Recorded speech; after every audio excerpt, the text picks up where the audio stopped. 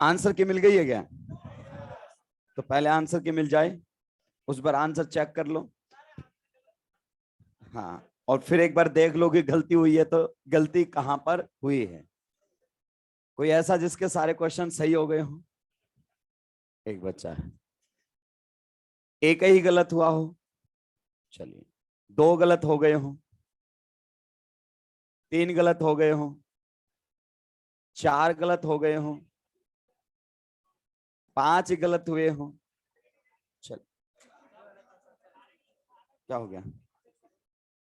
क्या हुआ? पेपर तो डिस्कस करेंगे। अबे अभी तो बैठो, पेपर डिस्कस करेंगे। क्या समझ में नहीं आया? Number of compound showing geometrical isomerism, A भी शो करेगा, उसके बाद सी भी शो करेगा, और उसके बाद डी भी शो करेगा। हाँ, तो चार जाएगा ना, ए सी और डी। सॉरी, एक मिनट, आंसर चार दिया कि पांच दिया है?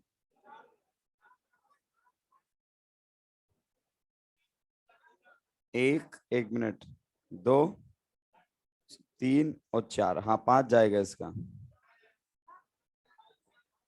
ए शो करेगा, करेगा, उसके बाद सी शो करेगा, करेगा, और उसके बाद डी, डी भी जीआई करेगा, और ई भी करेगा। करेक्शन हो गया होगा, वो देख लेंगे, अभी करेक्शन आना बाकी है। पहले आंसर, आंसर की मिल गई है क्या? लो फिर पहले सुलटा ही देता हूं मैं, आराम से आराम से। क्वेश्चन नंबर 55 से लेकर 55, सॉरी 52 से लेकर 55, आराम से आराम से। 53, एक डाउट आया है। किस में डाउट आ गया भाई? 53 में ऑप्शन बताओ जल्दी से। थर्ड में क्या डाउट आ गया है? इधर की साइड अगर अपन बात करें तो फ्लोरीन और कार्बन में किसको मिल जाएगी प्रायोरिटी? फ्लोरीन को। उधर कार्बन और नाइट्रोजन में किसको मिल जाएगी? नाइट्रोजन को। किसका? सही तो है, राक्षस। और बताइए किसी को डाउट है तो। 55 से 52 से लेकर 55, करेक्शन की बातें अभी हो जाएंगी। डाउट है वो पूछो पहले। चलिए, नेक्स्ट क्वेश्चन नंबर 56 से लेकर 61, 56 से लेकर 61। एक एक हाथ उठाएगा किसी को डाउट पूछना है। 57, the compound in which all atoms are in one plane in all possible conformations। ये क्वेश्चन वैसे ही सॉल्व हो जाना चाहिए था तुमसे। देखिए, पहले पहले वाले के बारे में बता चुका हूं, इस मॉलिक्यूल की सारी कंफर्मेशन प्लेनर नहीं है। बाई फिनाइल में ऑप्टिकल आइसोमेरिज्म पढ़ा रहा था, तब तबीयत से बात की थी मैंने। बिकॉज मॉलिक्यूल सिग्मा बॉन्ड पर रोटेट करता है। आगे बात समझ में? सेकंड सेकंड मॉलिक्यूल ही प्लेनर नहीं है, और कंफर्मेशन भी शो नहीं करेगा ये। क्लियर? थर्ड वाले में अगर अपन बात करें तो साइक्लोहेक्सेन की बहुत सारी कंफर्मेशन होती है। Clear? Chair confirmation, boat, twist boat, सारे एटम एक प्लेन के अंदर आएंगे नहीं, सब कंफर्मेशन। बच गया कौन सा? फोर्थ। हाँ, हाइब्रिडाइजेशन देखो फिर बढ़िया तरीके से। फिर क्या समझाया था मैंने क्लास के अंदर? बोला था हाइब्रिडाइजेशन से कोई लेना देना। ऐसे तो सेकंड में भी सब क्या हाइब्रिडाइजेशन sp2 और sp है, बोल देगा मॉलिक्यूल को प्लेनर, बोल देगा क्या? क्वेश्चन था ना, जेई एडवांस का क्वेश्चन है। आज आपको कुछ क्वेश्चन शेयर किए हैं जेई के प्रीवियस, उसमें से एक ऑप्शन हटा के ये सेट किया गया है। चलिए, 56 से लेकर 61 में और किसका डाउट था? 61 में डाउट है क्या? 61 में तो नॉन जीरो डायपोल मोमेंट पूछा है भाई। पहले वाले का एक नॉन जीरो डायपोल मोमेंट होगा, 180 पर है नहीं, 180 पर है नहीं। उसमें अगर अपन बात करना चाहें, बी का भी क्या रहेगा? Non zero. सी का क्या रहेगा? जीरो। डी का कैसा रहेगा? जीरो। ई का कैसा रहेगा? Non zero. एफ का कैसा रहेगा? Non zero. जी का भी कैसा रहेगा? Non zero. सारे क्वेश्चंस आपके पास पहले हो चुके हैं। बस ऐसा है कि जो क्वेश्चंस अपन ने एक्सपेक्ट किए था ऐसा आ जाएगा। Most stable confirmation of N-butane is anti, वो नहीं मिले। हर क्वेश्चन पढ़ना पड़ गया अपने को। 58 में क्या डाउट आया है? अबे गर्दन तोड़ दूंगा राक्षस। The most stable carbocation among the following is, fourth option back bonding. 58 ये भी सुलटा गया हो गया, बताऊंगा तेरे को तो मैं। चलिए, क्वेश्चन नंबर 62 से लेकर 69। हाँ मैं बताऊंगा 69 तेरे को। क्वेश्चन एक एक एक हाथ उठाएंगे जिसको क्वेश्चन में डाउट होगा। 66। अबे 66 जिस इंसान ने गलत किया है ना, उसने नरेगा का फॉर्म भरा है। किसका फॉर्म भरा है? कतई दिमाग लगाते ही नहीं हो तुम लोग। अबे 66 भी पूछा है किसी ने, 60 भी बताऊंगा। कंपेयर द बेसिक स्ट्रेंथ, ध्यान से सुनो। क्वेश्चन नंबर 66 जिनका गलत हुआ वो दिमाग से पैदल है। कितने को गलत हुआ है? ये दिमाग से पैदल। ऑप्शन भी चेक नहीं करते हैं। ये नरेगा का फॉर्म भरे थे, पहले इन्होंने अपना ऑर्डर निकाला, फिर अपना ऑर्डर मैच किया। देखिए डी पायरोल एरोमेटिक है, लोन पेयर एरोमेटिसिटी में लिस्ट होना चाहिए। तो डी सबसे पीछे कितने ऑप्शंस में है? 3 में। क्लियर? सबसे पहले लोकलाइज डिलोकलाइज देखा, उसके बाद हम क्या देखते हैं? ईएन। फिर देखिए ए बी और सी तीनों में कैसा है लोन पेयर? लोकलाइज। और ईएन किसकी ज्यादा है? बी वाले की। sp2 है नाइट्रोजन, कैसा है? तो डी के बाद कौन आना चाहिए? बी। एक ही ऑप्शन में दिया हुआ है। दिमाग से पैदल लोगों, ऑप्शन से क्वेश्चन करना सीखो। अगर नहीं भी आता है तो क्वेश्चन गलत करके आ जाते हो, कतई दिमाग लगाते ही नहीं हो। उसके बाद ईएन बी सेम हो गया तो प्लस आई माइनस आई आप देख सकते हैं। बहुत सिंपल सा क्वेश्चन था। क्वेश्चन नंबर 60 में कौन से में डाउट है? फोर्थ ऑप्शन में क्या डाउट आया? NR2 हमारे सामने दिया, NH2 दिया हुआ है और NH3 प्लस दिया है ऑर्डर। मान लीजिए अगर अपन बात करें NR में कार्बन तो मानेगा, तो ये हमारे सामने रहेगा। एक कौन रहेगा? Lone pair. उसके बाद अगर अपन बात करें यहां पर H और तीसरा कौन होगा? Lone pair. यहां पर अगर अपन बात करें तो यहां पर सारे के सारे क्या आएंगे? H। मैंने बनाए थे क्वेश्चन, क्योंकि आधे लोग जानबूझकर माइनस आई का ऑर्डर टिका देंगे, उनको पूछा ही नहीं, पता ही नहीं है CIP सीक्वेंस रूल पूछा गया है इसके अंदर। आप बताइए इसको प्रायोरिटी पहले मिलेगी? यस। कार्बन कार्बन और फिर कौन है? Lone pair. चाहो तो लोन पेयर का जीरो एटॉमिक नंबर मान सकते हो। क्लियर? इसमें देखो, इसमें तीनों कौन है? Hydrogen hydrogen hydrogen. इसमें 2 हाइड्रोजन है और एक क्या है? Lone pair. लोन पेयर से ऊपर सब एटम्स को प्रायोरिटी मिल जाती है। तो ये इससे आगे आना चाहिए थे, पीछे जाना चाहिए था। बहुत ही बेहतरीन क्वेश्चन था ये। CIP सीक्वेंस रूल में बोला भी था lone pair gets least priority. लगातार पहले 12 क्वेश्चन अपने हैं जिनमें दिमाग लगाना पड़ेगा आपको। यस, चलिए नेक्स्ट। हाँ, होममेड। 69 तक किसी को कोई डाउट है क्या? हाँ, 69 में तो अलग से बताया जाएगा तेरे को राक्षस। 70 से लेकर 78, 70 से लेकर 78, 78 में क्या 3 वाला सही लग रहा है ना? हाँ, बहुत बढ़िया। एसिडिक स्ट्रेंथ में क्वेश्चन किया हुआ है। ऊपर कार्बोक्सिलेट आयन, उसका कोई लेना देना नहीं है। -R देखेंगे अपन, तो क्या देखेंगे? -R। Same to same question आपकी नोटबुक के अंदर है। वो लोग हाथ उठाएंगे जिन्हें थर्ड पर आंसर मारा है, थर्ड पे टिक मारा है, एकदम दिमाग से पैदल। कंपैरिजन में बताया था आगे सल्फोनिक, कार्बोक्सिलिक, फिनॉल, और उस क्वेश्चन भी कर रखा है एक। और मैंने बोला था सबसे पहले ये देखा करो नेगेटिव है कहां पर। ए और फर्स्ट में और सेकंड में इक्विवेलेंट RS है, लेकिन लगा दिया अपन ने NO2, देखा -R। ये फर्क नहीं पड़ता कि कार्बोक्सिलेट है, फिनोल है, सब बराबर अपने लिए। -R ही बता देगा सब कुछ। उसके अलावा किसको डाउट है? 78 के अलावा 75। 75 में क्या डाउट आया? Following structure have maximum energy if Z is equal to. अब देखो, फर्स्ट में हाइड्रोजन बॉन्डिंग होगी, थर्ड में भी हाइड्रोजन बॉन्डिंग होगी। डाउट बचा सेकंड और फोर्थ के अंदर, बचा कि नहीं बचा? कॉमन तुम क्या करते हो? तुम्हें लगता है क्वेश्चन जो तुम पहले से जानते हो वही आएगा? नहीं आएगा। CH3 और फ्लोरीन में से किसकी साइज बड़ी होती है? CH3। आपको पता है बल्कि ग्रुप के अंदर है, फ्लोरीन तो रोटेशन भी नहीं रोक पाता है, तो CH3 is large in size. तो जाहिर सी बात है रिपल्सन क्या देगा? ज्यादा। तो आंसर कौन सा जाना चाहिए? सेकंड। दिमाग क्या हुआ? फ्लोरीन किसने बोला हाइड्रोजन बॉन्डिंग करेगा? किसके साथ? फ्लोरीन NO2 के साथ कर लेगा। बहुत बढ़िया है। हाइड्रोजन है नहीं, हाइड्रोजन बॉन्डिंग करवा रहा है। खतरनाक लेवल पे है। CH3 अपोजिट में नहीं, Z जहां लगा हुआ है वहीं लगाना है, तो उससे कोई फर्क नहीं पड़ेगा। बल्कि ग्रुप आ जाएंगे सारे के सारे। बाकी तो फिक्स हैं, Z आपको क्या रखना है, बस इतना ध्यान देना है। बिल्कुल। OH लगाओगे हाइड्रोजन बॉन्डिंग करेगा, NH2 लगाओगे हाइड्रोजन बॉन्डिंग करेगा, CH3 लगाओगे रिपल्सन करेगा। CH3 और F में साइज किसकी कम है? फ्लोरीन की। क्लियर? चलिए, जिसको भी डाउट रह जाएगा वैसे बाहर पूछ लेना आप आराम से भाई, ऐसा नहीं बीच में से नहीं बोलो। जिसको पूछना है हाथ उठाएगा। तो लिखा हुआ है 70 से 78, हाथ उठाएंगे, नहीं सुना जाएगा। 71 total number of optical isomers भाई, इसमें क्या हो गया राक्षस? क्या है? हाँ बताओ।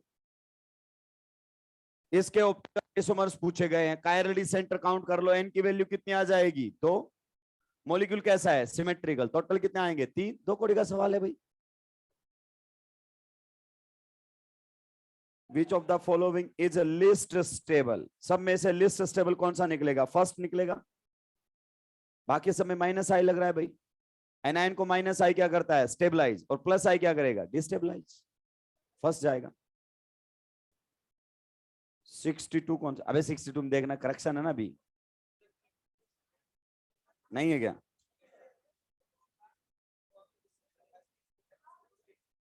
किसमें? नहीं नहीं,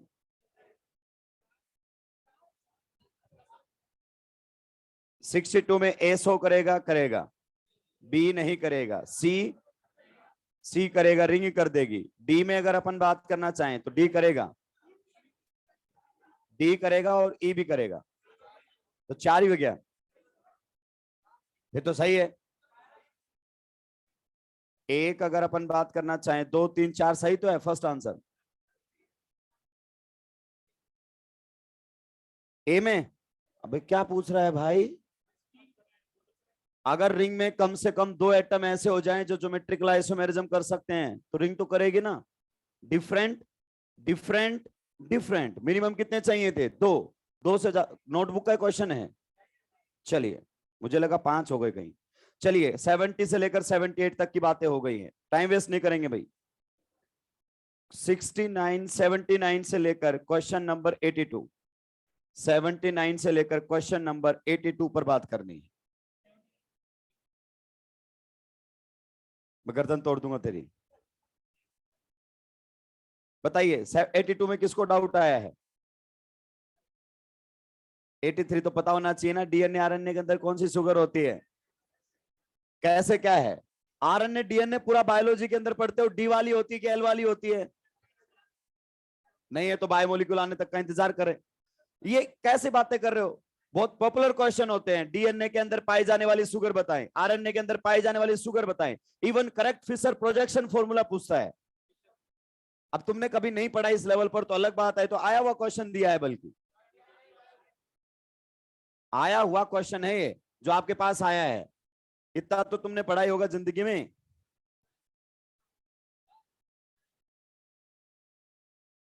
यस, आपको वेज मान लीजिए। 82 में जो अप साइड है उसको वेज मान सकते हैं, डाउन साइड उसको क्या मान सकते हैं? डैश मान सकते हैं। अगर आपने कोई भी क्लास मिस की होगी तो क्वेश्चन पेपर नहीं बनेगा, क्योंकि जीआई के अंदर बताया था आप मतलब वेज मान लेना, डाउन मतलब डैश मान लेना। बताया था कि नहीं बताया था? चलिए, अब जिसको डाउट है बाहर बैठूंगा पूछ लेना, आगे बढ़ेंगे ले भाई। अबे लास्ट लास्ट कहां तक बात हुई है? जिंक डस्ट के साथ हमने बातें कर ली है। क्वेश्चन लिखिए, explain Grignard's reagent is prepared, explain Grignard's reagent is prepared under anhydrous conditions. Explain Grignard's reagent is prepared under anhydrous conditions. किस में बनाया जाता है? अनहाइड्रस कंडीशन के अंदर बनाया जाता है। ग्रिगनार्ड रिएजेंट को कहां बनाया जाता है? एनहाइड्रस कंडीशन में। हम ईथर का इस्तेमाल करते हैं, और ईथर भी कैसा होना चाहिए? ड्राई। देखिए, सबसे पहले ये हमारे सामने ग्रिगनार्ड रिएजेंट है। मोस्टली ऑर्गेनोमेटालिक कंपाउंड्स के साथ हम यही करते हैं। RMgX यहां पर आपको देखने को मिलेगा। और ये जो RMgX ऑर्गेनोमेटालिक कंपाउंड्स होते हैं ये भयंकर रिएक्टिव होते हैं। अगर अपन बात करें तो हम यहां से जुगाड़ से क्या चुरा लेते हैं? R-। जब ये रिएक्शन करने के लिए आएगा RMgX या फिर RLi, हम क्या चुरा लेंगे वहां से? हम यहां से R- चुरा लेंगे और रिएक्शन ऐसे करवाएंगे। ये एग्जैक्टली ऐसे रिएक्शन करता है जैसे कि R- हो, जैसे कि क्या हो? R- हो। अब सोचिए, अगर R माइनस है तो एनायन की सबसे पहली रिएक्शन क्या होती है? एनायन की पहली रिएक्शन कौन सी होती है? डीप्रोटोनेशन। कौन सी रिएक्शन होती है? डीप्रोटोनेशन। अब मान लीजिए हमने ग्रिगनार्ड्स रिएजेंट की प्रिपरेशन की है, CH3MgBr हमारे सामने प्रिपेयर हुआ है और गलती से वहां पर कौन मौजूद है? वाटर। तो आप जानते हैं एनायन की सबसे पहली रिएक्शन रहती है डीप्रोटोनेशन रिएक्शन। यहां से क्या चुरा लेंगे हम? R minus, that is CH3 minus. Anion का पहला काम डीप्रोटोनेशन, तो ये यहां से किसको चुरा ले जाएगा? H प्लस को, और किसके अंदर कन्वर्ट हो जाएगा? मीथेन के अंदर। पीछे कौन बचेगा? OH minus. हमने डीप्रोटोनेशन किया है, H प्लस हटाया है, तो पीछे कौन बचेगा? माइनस। तो साथ में हमारे सामने बनकर आएगा MgBr है तो Br, और साथ कौन बनेगा? OH। ये देखिए मीथेन यहां से रिलीज होता है। तो कई बार हमसे ये भी पूछता है कि which gas is released when Grignard's reagent react with water.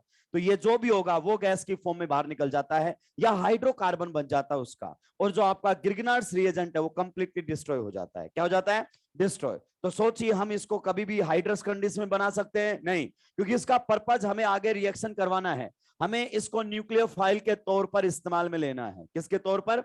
Nucleophile के तौर पर इसको इस्तेमाल में लेना है, और उसको तो वाटर ने क्या कर दिया है? डिस्ट्रॉय। तो ऐसे कोई भी कंपाउंड जो आपको H प्लस दे सकते हैं उनके साथ ग्रिगनार्ड रिएजेंट को कभी भी नहीं रखा जाता है, वरना ग्रिगनार्ड्स रिएजेंट सुलट जाएगा। ये डीप्रोटोनेशन कर लेगा या एसिड बेस रिएक्शन कर लेगा। अब कौन कौन से हैं ऐसे जो एसिडिक हाइड्रोजन हमें दे सकते हैं? मान लीजिए CH3MgBr हमारे सामने है। अगर हम इसकी रिएक्शन किसके साथ करवा देते हैं? वाटर के साथ। तो आप जानते हैं वाटर के अंदर कैसा हाइड्रोजन होता है? एसिडिक। ऑक्सीजन से जुड़ा हुआ H कैसा होता है? एसिडिक। अगर ऑक्सीजन से जुड़ा हुआ H वाटर में एसिडिक है तो फिर ये अल्कोहल में कैसा रहेगा? एसिडिक। फिर अगर अपन बात करें नाइट्रोजन से जुड़ा हुआ H भी कैसे होते हैं? एसिडिक। यहां पर पार्शियल पॉजिटिव, यहां पर पार्शियल नेगेटिव। अगर नाइट्रोजन से जुड़ा हुआ H ही एसिडिक है तो ट्रिपली बॉन्डेड कार्बन से जुड़ा हुआ H भी कैसा रहेगा? एसिडिक।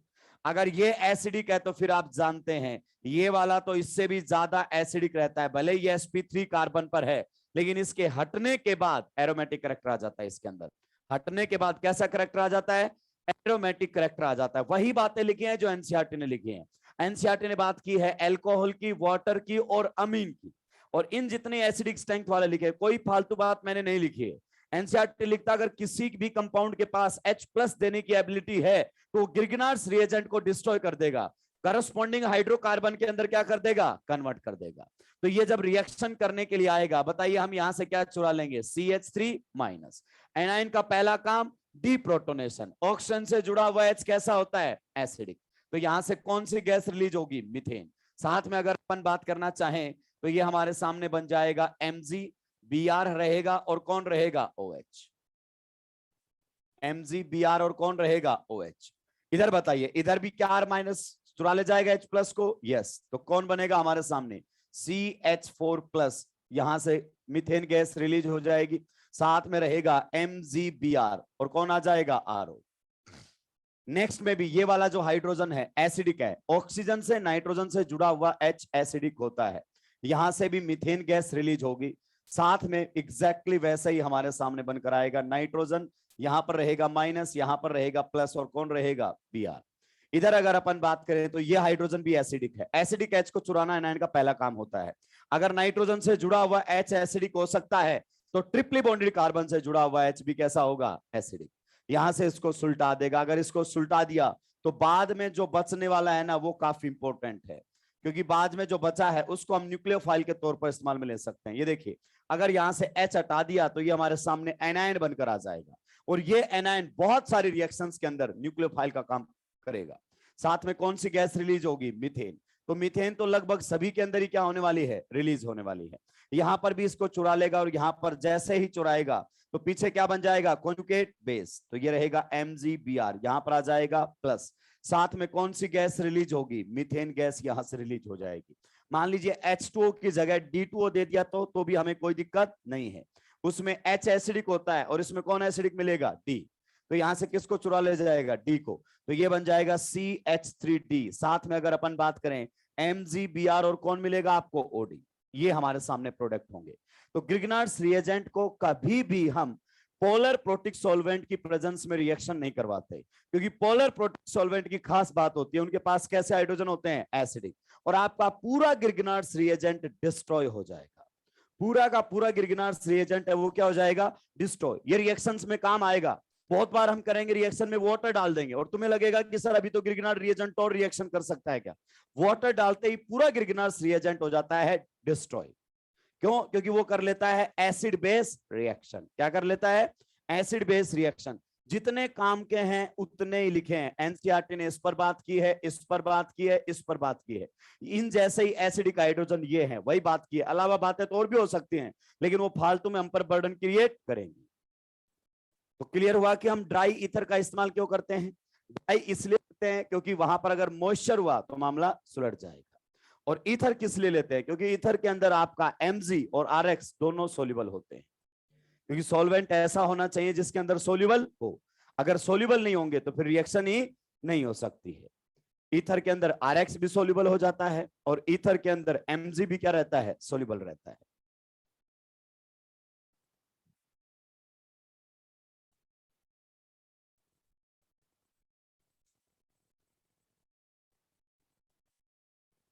सुलटा दिया। तो ये पहली रिएक्शन हमने देखी थी Rx की, रिएक्शन विद मेटल। किसके साथ थी? Reaction with metal. और मेटल के साथ जो भी ऑर्गेनोमेटालिक कंपाउंड बनते हैं, पर्टिकुलरली RMgX और RLi बहुत ज्यादा रिएक्टिव होते हैं। इन दोनों की रिलेटिव रिएक्टिविटी मैं बता चुका हूं। RMgX और RLi में से कौन ज्यादा रिएक्टिव है? RLi बहुत ज्यादा रिएक्टिव होता है भाई।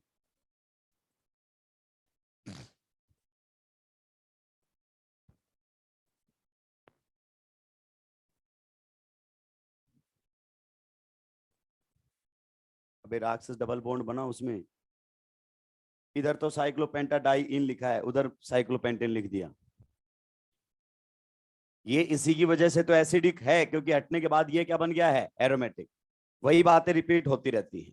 चलिए, तो नेक्स्ट जो केमिकल रिएक्शन आरएक्स के हमारे सामने रहेंगी वो रहेंगी न्यूक्लियोफिलिक सब्स्टिट्यूशन। क्या रहेगी? Nucleophilic substitution. Second, nucleophilic substitution reactions. Nucleophilic substitution reactions.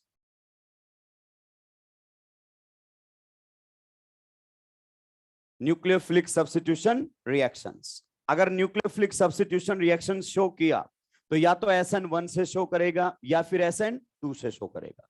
अब हमें डिसीजन लेना है कि एल्काइल हैलाइड्स के अंदर कब SN1 होगा और कब SN2 होगा। मैं बताऊंगा ये बातें एल्काइल हैलाइड के लिए, और आप इन्हीं बातों को अल्कोहल में भी अप्लाई कर रहे होंगे, क्योंकि आप ध्यान देते ही नहीं है। जिन भी लोगों के क्वेश्चंस गलत हुए हैं ना, वो उनके ओवर कॉन्फिडेंस की वजह से हुए हैं। मैं आपको क्लियरली बता दूं, उनको ऐसा था कि आइसोमेरिज्म में तो मैं एक्सपर्ट हूं, और बेटा ये मैंने सारे पेपर के क्वेश्चंस नीट लेवल के बनाए हैं। एक क्वेश्चन में बाहर आके बोल दो कि सर आपने नीट से बाहर जाकर बनाया है। क्वेश्चन तो बहुत सारे थे जिनको पढ़कर आपको हवा भी नहीं लगती, जो भी पढ़ता उसको भी हवा नहीं लगती, लेकिन वो नीट में आने के लायक नहीं होते। ये नीट के अंदर आने वाले क्वेश्चंस में रहकर आप फैल गए हो। तुम्हें पता है एलएन में तुम्हारी बहुत अच्छी परफॉर्मेंस आती है टेस्ट के अंदर, उसके पीछे बहुत सिंपल सा लॉजिक है कि वही क्वेश्चंस बार बार रिपीट होते रहते हैं। वही क्वेश्चंस जिनके आंसर याद हो चुके हैं आपको। इवन आप ढंग से पढ़ते भी नहीं है, आपको पता है इसका आंसर थर्ड होगा, इसका आंसर फोर्थ होगा, और यहां पर आप स्कोर करते हैं 650, 680, और वहां आपको 500 के लाले पड़ जाते हैं। क्यों? क्योंकि क्वेश्चन एकदम नया होता है, तुम्हारा दिमाग काम करता नहीं है। तो आगे से ट्राई रहेगी कि नया क्वेश्चन ही आपके सामने हो, कॉन्सेप्ट एकदम सेम रहेगा, क्वेश्चन क्या रहेगा? नया। इस पेपर में जिस बच्चे ने परफॉर्म किया है ना, उसको कोई नहीं रोक सकता, क्योंकि उसने क्वेश्चन को तबीयत से पढ़ा है, वो ओवर कॉन्फिडेंस का शिकार नहीं हुआ है। और ये आपको ध्यान देना पड़ेगा। और इस क्वेश्चन पेपर से मैंने आपको एक बात और समझाई है। देखिए 6 दिन हो गए थे लगभग रिएक्शन मैकेनिज्म को, लेकिन मैंने रिएक्शन मैकेनिज्म का एक क्वेश्चन भी नहीं डाला। उसके पीछे एक लॉजिक था, क्योंकि आप एग्जाम की रात से पहले ना करवटें बदलते रहते हैं और ये सोचते रहते हैं यार SN1 में बताने स्टीरियो में क्या आएगा, SN2 की स्टीरियो में क्या आएगा। पूरी रात आप सोते नहीं है, करवटें पलट पलट के पूरी रात आप निकाल देते हैं। और जिस आदमी का दिमाग रात भर ऐसी सिचुएशन में रहेगा ना, वो टेस्ट पेपर में परफॉर्म नहीं कर सकता, कर ही नहीं सकता। अपने माइंड को कंट्रोल करना सीखें आप। अगर माइंड के कंट्रोल में आप आ गए ना, बर्बाद कर देगा आपको। ये बहुत इंपॉर्टेंट बात बता रहा हूं। देखिए, टेंशन हर किसी को होती है। इस धरती पर कोई इंसान नहीं है जिसको टेंशन ना हो। मास्टर को भी टेंशन होती है, कोई भी हो चाहे, सबको टेंशन होती है। अगर आपने अपने दिमाग पर कंट्रोल कर लिया तो जैसे तेज लहरें चलती है ना समंदर में, उन पर तैरोगे तुम। उसकी जो वेलोसिटी होगी, उसकी जो भी स्ट्रेंथ होगी, उसके डायरेक्शन में आप तैरोगे, आपको सपोर्ट करेगा आगे जाने में। और अगर आपने कंट्रोल छोड़ दिया ना माइंड से, तो फिर ऐसे थपेड़े खाओगे इन लहरों के अंदर कि किनारे पे मिलोगे थोड़ी देर के बाद, और वो भी मृत घोषित किए जाओगे। यही सिचुएशन होती है। नीट के पेपर से पहले बहुत सारे बच्चों के साथ होते हैं, नींद नहीं आती उनको, दिमाग में ये सोच रहते हैं, यार वो नहीं पढ़ा मैंने, वहां से आ गया, यार वो नहीं पढ़ा मैंने। अबे कितना पढ़ते हो, इतना सा पूछता है नीट। कई बार तो जो तुम्हें समझ में नहीं आता वो पूछता भी नहीं है वो, और हम उसी को लेकर परेशान रहते हैं रात भर कि यहां से क्वेश्चन आ गया। तो हमेशा आप एग्जाम से पहले आपको पॉजिटिव सोचना है कि जहां से पढ़ा है वहीं से ही क्वेश्चंस आएंगे और आराम से बनेंगे। अगर आपने ठीक से पढ़ाई की है तो वो एक कहानी है। अगर साल भर पढ़े हो तो एक दिन आपका कुछ नहीं बिगाड़ सकता, और एक दो दिन पढ़े हो तो फिर आपका वैसे कुछ नहीं हो सकता। बिगड़ना तो दोनों ही सिचुएशन में कुछ भी नहीं है। चलिए, अब हम बात करेंगे दोनों मैकेनिज्म की। एक रहेगा हमारे सामने SN1, एक रहेगा हमारे सामने SN2। ध्यान से सुनना है। सबसे पहले हम यहां पर बात करेंगे मिथाइल हैलाइड को लेकर, साथ के साथ लिखेंगे मिथाइल हैलाइड हमारे सामने रहेगा। फिर अगर अपन बात करेंगे तो रहेगा primary alkyl halides, primary alkyl halides. फिर अगर अपन बात करें तो रहेगा सेकेंडरी एल्काइल हैलाइड्स, और आखिरी में रहेगा टर्सरी एल्काइल हैलाइड।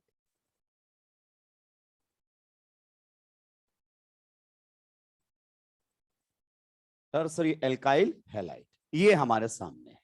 अब देखना इसमें डिसीजन लेना कितना आसान है। बहुत आसान है इनके अंदर डिसीजन लेना। हम फालतू में परेशान रहते हैं। दो को तो आप क्लियर कट जानते हो कि प्राइमरी और मिथाइल SN1 देने वालों में से नहीं है। Irrespective of nucleophile, irrespective of solvent, कौन सा रिएक्शन देते हैं ये SN2। ये SN1 से कभी भी नहीं जाएंगे। तो लीजिए, एक तो मिथाइल में क्रॉस लग गया है और एक प्राइमरी में लग गया है, और इसका कारण क्या था, इंटरमीडिएट अनस्टेबल बनता है। इंटरमीडिएट क्या बनता है, अनस्टेबल। तो अनस्टेबल इंटरमीडिएट बनना पसंद नहीं करता है। हमें डिग्री से कोई दिक्कत नहीं है, हमें अगर दिक्कत है तो बनने वाले इंटरमीडिएट की अनस्टेबिलिटी से है। किससे है, बनने वाले इंटरमीडिएट की अनस्टेबिलिटी से हमें दिक्कत है। चलिए, अगर अपन बात करें 3 डिग्री एल्काइल हैलाइड में तो ये SN2 नहीं देता है। देखिए क्लियर हो गया है। RX के केस में चीजें क्लियर हो चुकी हैं कि अगर ये हमारे सामने आ गया है मिथाइल तो कहां से जाएगा, SN2 से। अगर हमारे सामने प्राइमरी आ गया है कहां से जाएगा, SN2 से।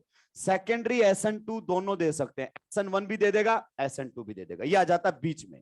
और 3 डिग्री कहां से जाना पसंद करेगा, SN1 से। अब आप देखिए, आप वहां पर कंफ्यूज रहते हैं जहां कोई कंफ्यूजन होना ही नहीं चाहिए, जहां पर कोई कंफ्यूजन होना ही नहीं चाहिए। रीजन बीइंग मिथाइल SN1 नहीं देगा, प्राइमरी SN1 नहीं देगा। रीजन बीइंग अनस्टेबल कार्बोकेटाइन बनना पसंद नहीं करेगा। 3 डिग्री SN2 नहीं देगा, कारण sigma bonding completely sigma anti bonding completely sealed it, back side attack is not feasible.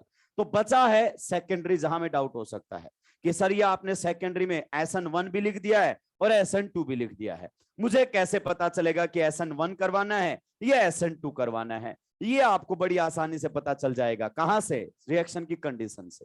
मान लीजिए आपके सामने दिया हुआ है सेकेंडरी एल्काइल हैलाइड, क्या लिखा हुआ है, सेकेंडरी एल्काइल हैलाइड आपके सामने लिखा हुआ है। रिएक्शन किस प्रकार से करवाई गई है, रिएक्शन में लिखा गया है, देखना ध्यान से, पोलर प्रोटिक सॉल्वेंट। क्या दिया हुआ है, पोलर प्रोटिक सॉल्वेंट। इनफैक्ट केवल सॉल्वेंट ही देगा, कई बार और लिख देता है, और वीक न्यूक्लियोफाइल। सर ये वीक न्यूक्लियोफाइल कौन से होते हैं, वीक न्यूक्लियोफाइल्स वो होते हैं, वीक न्यूक्लियोफाइल्स वो होते हैं जो लोन पेयर से अटैक करते हैं। क्योंकि SN1 रिएक्शन के अंदर न्यूक्लियोफाइल का कोई रोल ही नहीं है। अगर न्यूक्लियोफाइल का कोई मतलब नहीं है तो जाहिर सी बात है रिएक्शन कहां से प्रोसीड कर रहा होगा, SN1 से। मिल गया हिंट हमें। अगर पोलर प्रोटिक सॉल्वेंट दे दिया है या वीक न्यूक्लियोफाइल दे दिया है, 99% केसेस के अंदर सॉल्वेंट देता है, न्यूक्लियोफाइल लिखता ही नहीं, तो समझ जाना SN1 की बात कर रहा है। नेक्स्ट अगर अपन बात करना चाहें, यहां पर उसने लिखा है पोलर एप्रोटिक सॉल्वेंट। क्या लिखा है?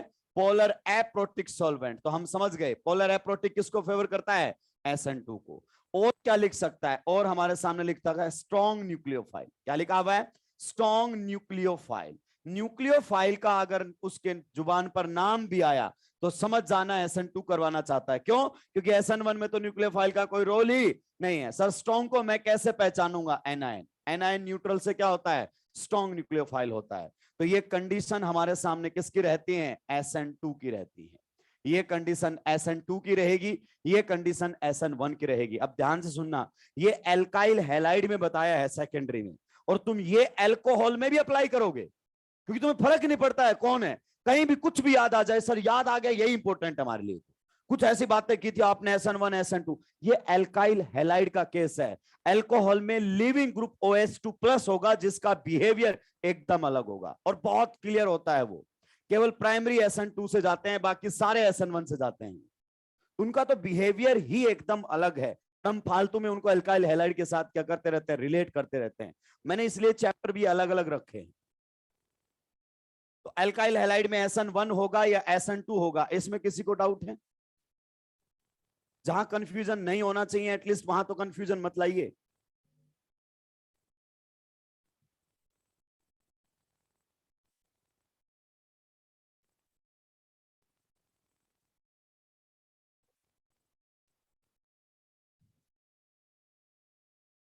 सुलटाइए जल्दी से, फिर इनके सब्स्टिट्यूशन रिएक्शंस हमारे सामने आएंगे। सुलटा दिया क्या? सबसे पहली रिएक्शन हमारे सामने आने वाली है, रिएक्शन नंबर 1 न्यूक्लियोफिलिक सब्स्टिट्यूशन में, hydrolysis of alkyl halides. Hydrolysis of alkyl halides. Hydrolysis of alkyl halides. Alkyl halides का हाइड्रोलाइसिस हमें करवाना है। कई बार सोल्वोलाइसिस भी बोल देते हैं इसको। सोल्वोलाइसिस का मतलब है सोलवेंट के द्वारा बॉन्ड का तोड़ना। हाइड्रोलाइसिस का मतलब है वाटर के द्वारा बॉन्ड तोड़ना। हाइड्रो मतलब वाटर, लाइसिस मतलब तोड़ना। यानी कि प्योरली या तो रिएक्शन वाटर के साथ मिलेगी या फिर रिएक्शन सोलवेंट के साथ मिलेगी। ये क्लियर हो गया है कि सोलवेंट के साथ रिएक्शन करने के लिए दे रहा है, तो मोस्ट ऑफ द केसेस में रिएक्शन कैसा रहेगा? SN1। वैसे भी हम डिसीजन लेंगे, ऐसी कोई बात नहीं है। क्वेश्चन आता है कंपेयर द हाइड्रोलाइसिस या रेट ऑफ हाइड्रोलाइसिस। बच्चे को पता ही नहीं चलता रिएक्शन में करना क्या है। Hydrolysis means simply reaction with water. मान लीजिए हमारे सामने ऐसा क्वेश्चन दे देता है, कई बार लैंग्वेज लिख कर दे देगा, कई बार क्वेश्चन में इस प्रकार से लिख देगा। अगर वाटर लिख दे या हाइड्रोलाइसिस लिख दे, एक ही बात है कि अलग अलग है। कई बार एग्जामिनर लिख देता है रिएक्शन विद वाटर, और कई बार एग्जामिनर लिख देता है हाइड्रोलाइसिस। क्या लिख देता है? हाइड्रोलाइसिस। है कि नहीं है? तो आप बताइए इनके प्रोडक्ट क्या होंगे, मैकेनिज्म क्या होगी, कैसे रिएक्शन प्रोसीड करेगी, सारे काम आपको करने हैं। आपको डिसीजन लेना है कि रिएक्शन कहां से प्रोसीड करेगी और रिएक्शन का मैकेनिज्म क्या रहना चाहिए। एक एक चीज आपको समझते हुए आगे बढ़ना है।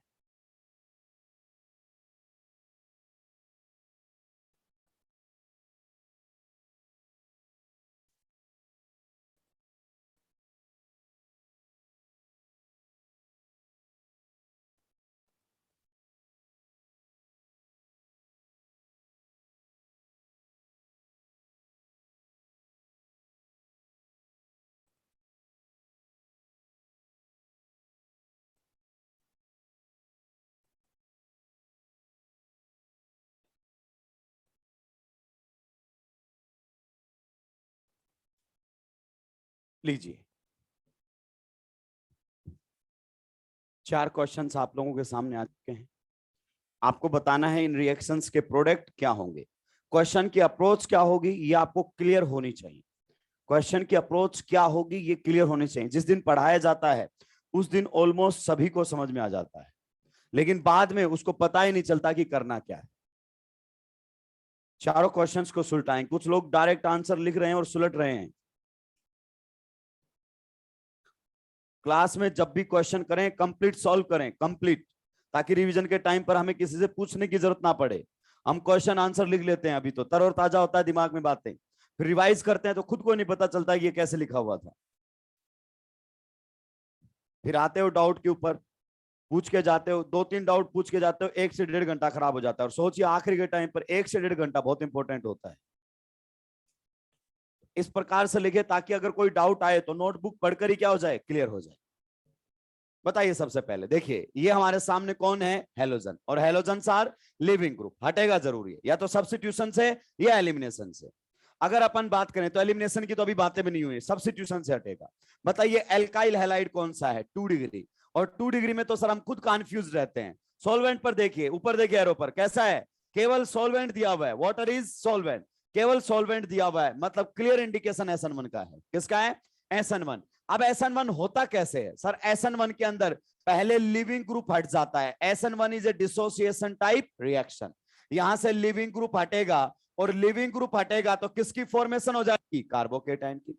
अब बताइए कार्बोकेटाइन का पहला काम क्या है, रीअरेंजमेंट। पूछे इससे रीअरेंज करना चाहता है क्या, और rearrangement before the attack of nucleophile हो जाता है, तो ये रीअरेंज करेगा अपने आप को। अगर रीअरेंज करेगा तो इसकी स्टेबिलिटी इंक्रीज होनी चाहिए। यह फिलहाल कितने अल्फा एच है, 3 और 1 4, अभी फिलहाल इसके पास 4 अल्फा एच है। अगर रीअरेंज करेगा तो किसका यहां पर शिफ्टिंग होगा, हाइड्राइड, तो यहां पर 1,2 हाइड्राइड शिफ्ट देखने को मिलेगा। और अगर इसने हाइड्राइड शिफ्ट कर लिया तो यहां पर कैसा चार्ज आएगा, पॉजिटिव। बताइए कितने अल्फा एच हो गए, 3 3 6 और 2 8, बिल्कुल सही है सर, ये रीअरेंज कर सकता है, कोई दिक्कत की बात नहीं है। और पूछिए, और रीअरेंज करना चाहता है, नहीं, तो बताइए कार्बोकेटाइन का सेकंड काम क्या होता है, combine with nucleophile, and who is the nucleophile, water, और वाटर न्यूट्रल न्यूक्लियोफाइल है, लोन पेयर से अटैक करेगा। जब भी कोई अपने लोन पेयर से अटैक करता है तो हम सीधा क्या जोड़ देते हैं उसके ऊपर, OH। So this will be the final product of this reaction. आधी जनता ने क्या किया, यहां से आई हटा के यहां OH लगा दिया। ऐसा नहीं करना है, पहले आप कम से कम ये तो डिसीजन लीजिए कि सब्स्टिट्यूशन SN1 से होगा या SN2 से होगा। ऐसे डायरेक्ट करोगे सुलझ जाओगे। अगर एक बार आपने डिसाइड कर लिया कि रिएक्शन SN1 से जाएगी तो फिर कोई दिक्कत ही नहीं है, या SN2 से जाएगी तो फिर आपका क्वेश्चन 100% करेक्ट होगा। नेक्स्ट क्वेश्चन पर जरा सा गौर फरमाइए और बताइए क्या होने वाला है, क्या होने वाला है नेक्स्ट क्वेश्चन पर। कौन सा एल्काइल हैलाइड है, 2 डिग्री एल्काइल हैलाइड है कि नहीं है, कम से कम ये सोच लो ये लिविंग ग्रुप है, क्या है, लिविंग ग्रुप। अब ये सेकेंडरी, फिर मैंने देखा ऊपर एरो पर सॉल्वेंट दिया हुआ, केवल कोई न्यूक्लियोफाइल का नामो निशानी नहीं है, it means clear indication for SN1। अगर SN1 जाएगा तो बताइए अब SN1 होता कैसे है। पहले मैंने आपको यह सिखाया था कि SN1 SN2 होते कैसे हैं, अब ये बताए होते कब हैं। अगर SN1 होगा तो बताइए पहले लिविंग ग्रुप यहां से हटेगा, हटेगा। अगर लिविंग ग्रुप यहां से हट जाएगा तो किसकी फॉर्मेशन कर जाएगा, कार्बोकेटाइन की। अब बताइए चिट्ठी लिख के बताना पड़ेगा क्या, कार्बोकेटाइन का पहला काम क्या होता है, ये through out the organic chemistry valid रहेगा, 1-2 दिन की बात नहीं है। कार्बोकेटाइन का पहला काम है रीअरेंजमेंट, और रीअरेंजमेंट केवल तभी होगा जब स्टेबिलिटी बढ़े, तो बाजू वाले से हाइड्रोजन शिफ्ट हो जाएगा, 1,2 हाइड्राइड शिफ्ट यहां पर आपको देखने को मिलेगी। और 1,2 हाइड्राइड शिफ्ट जब हो जाएगी तो नया कार्बोकेटाइन हमारे सामने ये बनेगा। क्लियर। और पूछिए, और रीअरेंज करना चाहता है, नहीं, तो बताइए कार्बोकेटाइन का अगला काम क्या होता है, कंबाइन विद न्यूक्लियोफाइल, ये करेगा इसके ऊपर अटैक और बॉन्ड बनेगा खटैक, तो यहां पर OH लग जाएगा, एक 3 डिग्री अल्कोहल की फॉर्मेशन हो जाएगी। Reaction is proceeding via SN1 mechanism. Next question फिर से आप लोगों के बीच में है, चलाइए अपने खोपड़े को, चलेगा एक दिन ये। SN1 होगा कि SN2, 1, अबे राक्षसो 3 डिग्री है, इसमें तो डाउट होना ही। 3 डिग्री एल्काइल हैलाइड, सॉल्वेंट कैसा है, पोलर प्रोटिक, न्यूक्लियोफाइल भी नहीं दिया, केवल सॉल्वेंट दिया हुआ अल्कोहल। तो SN1 होता कैसे है सर, SN1 के अंदर पहले लिविंग ग्रुप हट जाता है, और लिविंग ग्रुप जब हट जाता है तो किसकी फॉर्मेशन कर जाता है, कार्बोकेटाइन। तो ये हमारे सामने बन जाएगा कार्बोकेटाइन। अब आप जाने, आपका काम जाने, बताइए कार्बोकेटाइन का पहला काम क्या होता है, रीअरेंजमेंट। पूछिए क्या ये रीअरेंज करना चाहेगा, अगर ये रीअरेंज करना चाहेगा तो यहां पर आपको देखने को मिलेगा 2 बार रीअरेंज करेगा ये, एक बार रिंग एक्सपांशन करेगा और एक बार 1,2 मिथाइल शिफ्ट करेगा, और शिफ्टिंग के बाद कुछ ऐसा सा बनकर आएगा, कुछ ऐसा सा बनकर आएगा। पहले यहां तक पहुंचेंगे सारे के सारे। रिंग एक्सपांशन में पढ़ा रखा है ये मैंने, अभी से गजनीपन का एहसास होने लगा है तुम्हें। रिंग एक्सपांशन को पढ़ाए हुए 4-5 दिन भी नहीं हुए हैं, और ये जब भी आएगा सीधा डायरेक्ट लिखा जाएगा। रिंग एक्सपांशन का जब भी क्वेश्चन आएगा सीधा डायरेक्ट लिखा जाएगा, ध्यान रख के इस बात को। ये दोनों स्टेप करेंगे, पहले रिंग एक्सपांशन, फिर 1,2 मिथाइल शिफ्ट, ये केटायन पहुंच जाएगा। इससे आगे क्या ये रीअरेंज करना चाहेगा? सीधा लिख दिया, राक्षसों ने दोनों एरो मेरी तरह खींच दिए, जब तूने खींच दिया तो हमने खींच दिया, हम भी दिमाग नहीं लगाएंगे। क्या यहां तक पहुंच चुके हैं? क्या ये फर्दर रीअरेंज करना चाहेगा? अगर फर्दर रीअरेंजमेंट नहीं होगा तो अगला काम बताइए। कंबाइन विद न्यूक्लियोफाइल, और न्यूक्लियोफाइल कौन है इस बार? एल्कोहल। कौन है? एल्कोहल। बताइए कहां से अटैक करेगा? लोन पेयर से। जब भी कोई अपने लोन पेयर से अटैक करता है हम सीधा जोड़ देते हैं उसको एच हटाकर, मैंने कई बार पहले बताया आपको, क्योंकि न्यूट्रल न्यूक्लियोफाइल के केस में हम एच हटाकर सीधा जोड़ देते हैं। So this will be the product of this reaction. अब आधे से ज्यादा जनता यहां से यहां तक नहीं आ पा रही है क्योंकि उन्होंने ढंग से सब्जेक्ट को नहीं पढ़ा है, रीअरेंजमेंट नहीं करवा पा रहे हैं राक्षस। जब मैं नंबरिंग लिख रहा था तो ऐसा लग रहा था कि ये किसके लिए कर रहे हैं सारे काम, हमें तो आता है। यहां से यहां जाओगे तो सबसे पहले कुछ इस टाइप का बनकर आएगा, यहां पर बन जाएगा पॉजिटिव चार्ज, ये रहेगा हमारे सामने 1, ये रहेगा 2, ये रहेगा 3, ये रहेगा 4 और ये रहेगा 5। फिर 1,2 मिथाइल शिफ्ट होकर ये केटायन बनेगा। पहले होगा रिंग एक्सपांशन और फिर होगा 1,2 मिथाइल शिफ्ट और फाइनली केटायन ये बनेगा। नेक्स्ट क्वेश्चन पर थोड़ा सा जोर लगाइए। नेक्स्ट क्वेश्चन में गौर से देखिए क्या हो चुका हमारे सामने, कैसा अल्काइल हैलाइड है? 3 डिग्री अल्काइल हैलाइड है। जरा ऊपर गौर फरमाइएगा, SN1 होगा कि SN2? 3 डिग्री में तो डाउट ही नहीं, SN2 होता ही नहीं है, तो SN1 होगा। तो SN1 होगा तो क्या बनेगा? Intermediate carbocation. अगर आपने कार्बोकेटायन यहां पर बनाया तो क्या यही कार्बोकेटायन बनेगा? यस। पूछे इससे क्या ये रीअरेंज करना चाहता है? नहीं। तो ऐसा नहीं है कि रीअरेंजमेंट सीख लिया तो अब जबरदस्ती करवाएंगे ही करवाएंगे उसको, नहीं। रीअरेंज होगा तो अपने आप होगा, स्टेबिलिटी बढ़ेगी तो रीअरेंज करेगा, because rearrangement is a spontaneous process. अब ये रीअरेंज नहीं करना चाहता तो उससे पूछे दूसरा टास्क क्या है कार्बोकेटाइन का? दूसरा काम होता है combine with nucleophile, and who is the nucleophile? Water. तो ये इस पर कर देगा अटैक, अगर इसने इसके ऊपर कर दिया अटैक तो ये बॉन्ड बनेगा खटैक, यहां पर OH लगा हुआ मिलेगा। This will be the product of this reaction.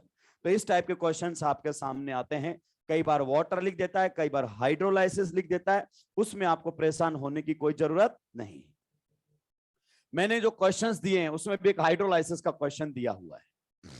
देखिए GOC अपने आप इन्वॉल्व हो जाता है। Compare rate of hydrolysis, compare rate of hydrolysis, compare rate of hydrolysis, question आप लोगों के सामने आ चुका है।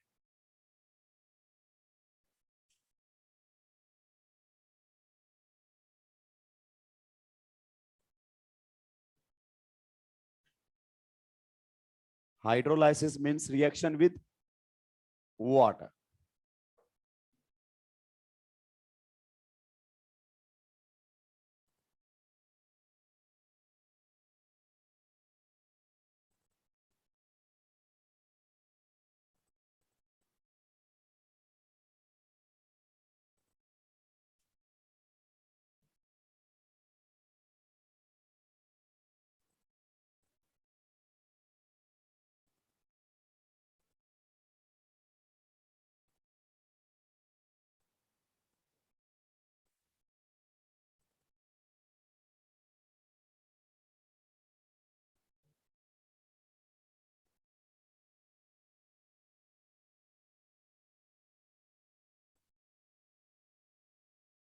लीजिए, you have to compare rate of hydrolysis means reaction with water.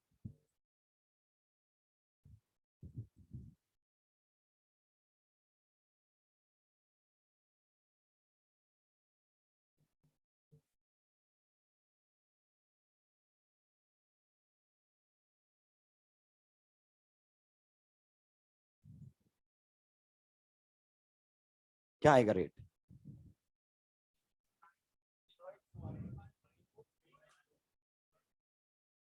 3, 5, 4 2 1।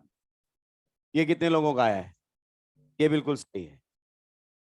किसी का ये भी आया है क्या? सबसे आगे 4, फिर आ गया हो 5th, फिर आ गया हो 3rd, फिर आ गया हो 2nd, और फिर आ गया हो 1st।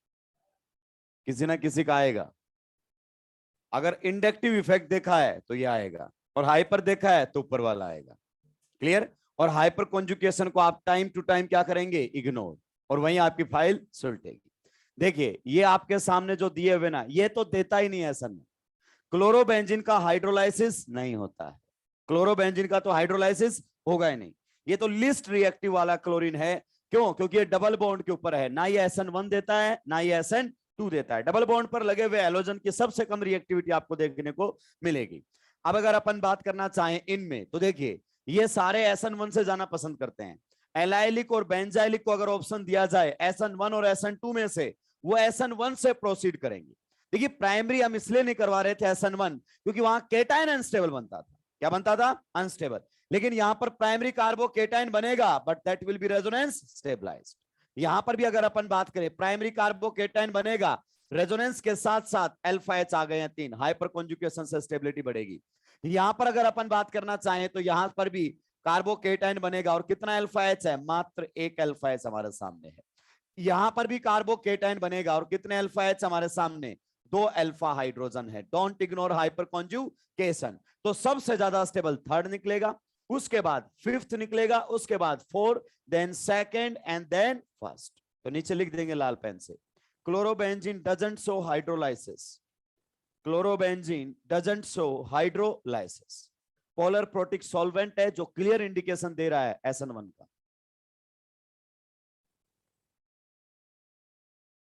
केवल सॉल्वेंट दे, न्यूक्लियोफाइल का नाम ही ना दे। Chlorobenzene doesn't show hydrolysis. कई बार आपसे यह भी पूछ सकता है कि सब में लिस्ट रिएक्टिव बताइए। फर्स्ट से कम रिएक्टिव हो नहीं सकता। चलिए नेक्स्ट, अब हमारे सामने रिएक्शन आएगी, reaction of RX with aqueous KOH और एक्वस NaOH। ये क्वेश्चंस आते रहते हैं भाई। सेकंड, एक्वस है, राक्षस अल्कोहलिक नहीं है।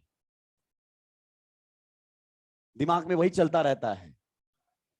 Reaction of RX with aqueous NaOH, या फिर अगर अपन बात करना चाहें एक्वस KOH। ध्यान दीजिए ये एक्वस हैं, अगर यही अल्कोहलिक होंगे तो मामला अलग कर देंगे।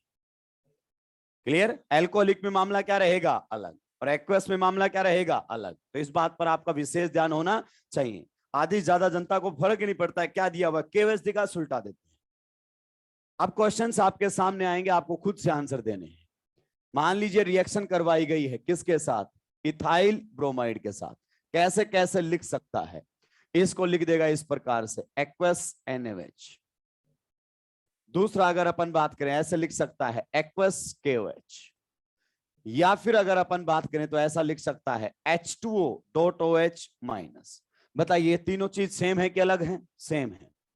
एक्वस का मतलब क्या है? वाटर है। डाइल्यूट NaOH लिख दे, डाइल्यूट KOH लिख दे, या फिर H2O.OH- लिख दे। यानी कि OH- किसके अंदर प्रेजेंट है? वाटर के अंदर प्रेजेंट है। तो ये सारे एक ही तरीके हैं, ऐसे लिख दे, ऐसे लिख दे, ऐसे लिख दे, ये अलग चीजें नहीं हैं। समझ में आनी चाहिए। हमें चीजें क्लियर नहीं होती हैं, डिफरेंस नहीं क्लियर कर पाते हैं चीजों के अंदर, फिर क्वेश्चन कहां से बनेंगे? क्योंकि फिर जैसे जैसे रिएक्शंस आगे बढ़ेंगे और तुम सुलटने लगोगे। स्टार्टिंग में तो थोड़ा संभाल भी लोगे, फिर बाद में नहीं संभलेगा तुमसे।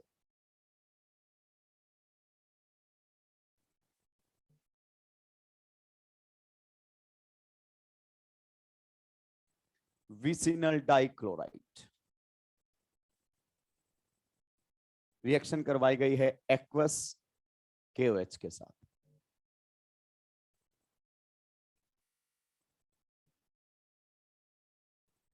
इसको हम बोलते हैं इथाइलिन डाइक्लोराइड। जो चीजें नहीं बताई गई हैं वो अब बताई जाएंगी, परेशान होने की जरूरत नहीं है।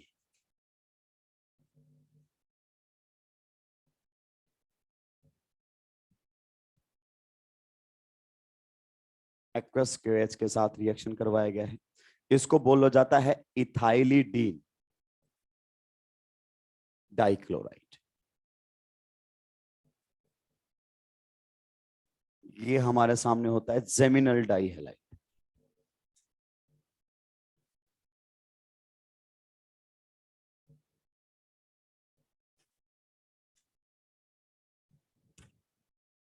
सुलटाएंगे जल्दी से।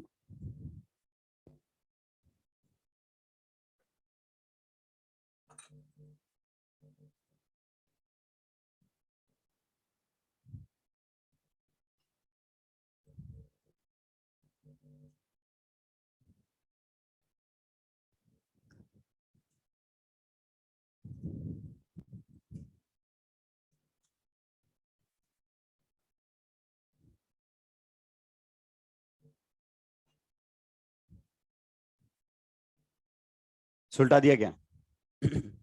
उधर बताइए, सबसे पहले अपने अल्काइल हैलाइड को पहचानिए, कौन सा है? 1 degree alkyl halide. This is 1 degree alkyl halide. अगर आप प्राइमरी भी बोल देते हैं तो भी कोई दिक्कत की बात नहीं है। और ये irrespective of solvent, irrespective of nucleophile, कहां से जाएगा? SN2 से। क्योंकि प्राइमरी कार्बोकेटायन हम बनाएंगे नहीं जब तक वो रेजोनेंस स्टेबलाइज ना हो जाए, सीधी सी बात है। क्लियर? तो ये बताइए इनके अंदर न्यूक्लियोफाइल कौन रहेगा? Na+OH minus, K+OH-। तो सभी के अंदर कौन है? OH-। ये करेगा अटैक और बॉन्ड टूटेगा खटैक। अब आपको ये पता चल चुका है reaction will proceed via SN2 mechanism. तो SN2 होता कैसे है? न्यूक्लियोफाइल उस कार्बन पर अटैक करता है जिस पर क्या लगा होता है? लीविंग ग्रुप, यानी कि कार्बन कौन सा? अल्फा। अल्फा पर अटैक करता है। तो अल्फा पर अटैक करके इसको किसके अंदर कन्वर्ट कर देगा? अल्कोहल के अंदर। तो ये हमारे सामने प्रोडक्ट बनकर आ जाएगा, इथाइल अल्कोहल की फॉर्मेशन हो जाएगी। बहुत सिंपल सी रिएक्शन है, कोई इसमें बड़ी बात नहीं है।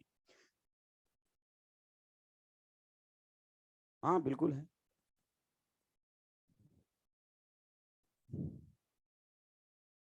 कैसे देगा SN1?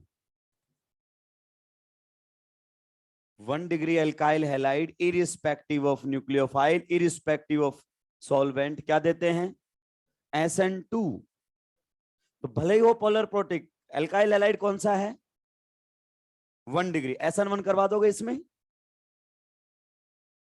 ये वाला कार्बोकेटाइन, अभी राख से इतनी देर से बता क्या रहा हूं मैं कि ये वाला कार्बोकेटाइन बना देंगे क्या हम? 1 degree carbocation is less likely to be formed in a chemical reaction. अभी जो टेबल बनाई थी टिक्रोस, उसका कोई काम नहीं है, वो एक अलग टॉपिक था, ये अलग चल रहा है। जो पढ़ाया उसी का एप्लीकेशन आ रहा है कि प्राइमरी के केस में सॉल्वेंट न्यूक्लियोफाइल कुछ नहीं देखना है। कहां से जाना पड़ेगा? SN2 से, क्योंकि SN1 से रिएक्ट नहीं करेगा। चलिए इधर आ जाइए। सबसे पहले मैं आपको बता देता हूं कि विसिनल का मतलब होता है एडजेसेंट। जैसे उसने लिखा हुआ है विसिनल डाइक्लोराइड, मतलब क्लोरीन आजू बाजू के एटम्स पर लगे हुए, विसिनल पोजीशन पर लगे हुए। जेमिनल का मतलब होता है सेम एटम के ऊपर लगे हुए। अब कई बार वो लिखता है इथाइलिन और कई बार लिखता है इथाइलिडीन, और इससे हमसे क्वेश्चंस पूछने लगता है। जब हमसे स्ट्रक्चर नहीं बनेगी तो हमें साफ कर जाएगा। ध्यान से सुनना, ये हमारे सामने होता है इथेन। ध्यान से सुनते रहना भाई, जो स्टार्टिंग का पार्ट नहीं पढ़ा है वो कवर कर दूंगा मैं, बल्कि टाइम पर आएगा तो बढ़िया समझ में आएगा। इथेन हमारे सामने है।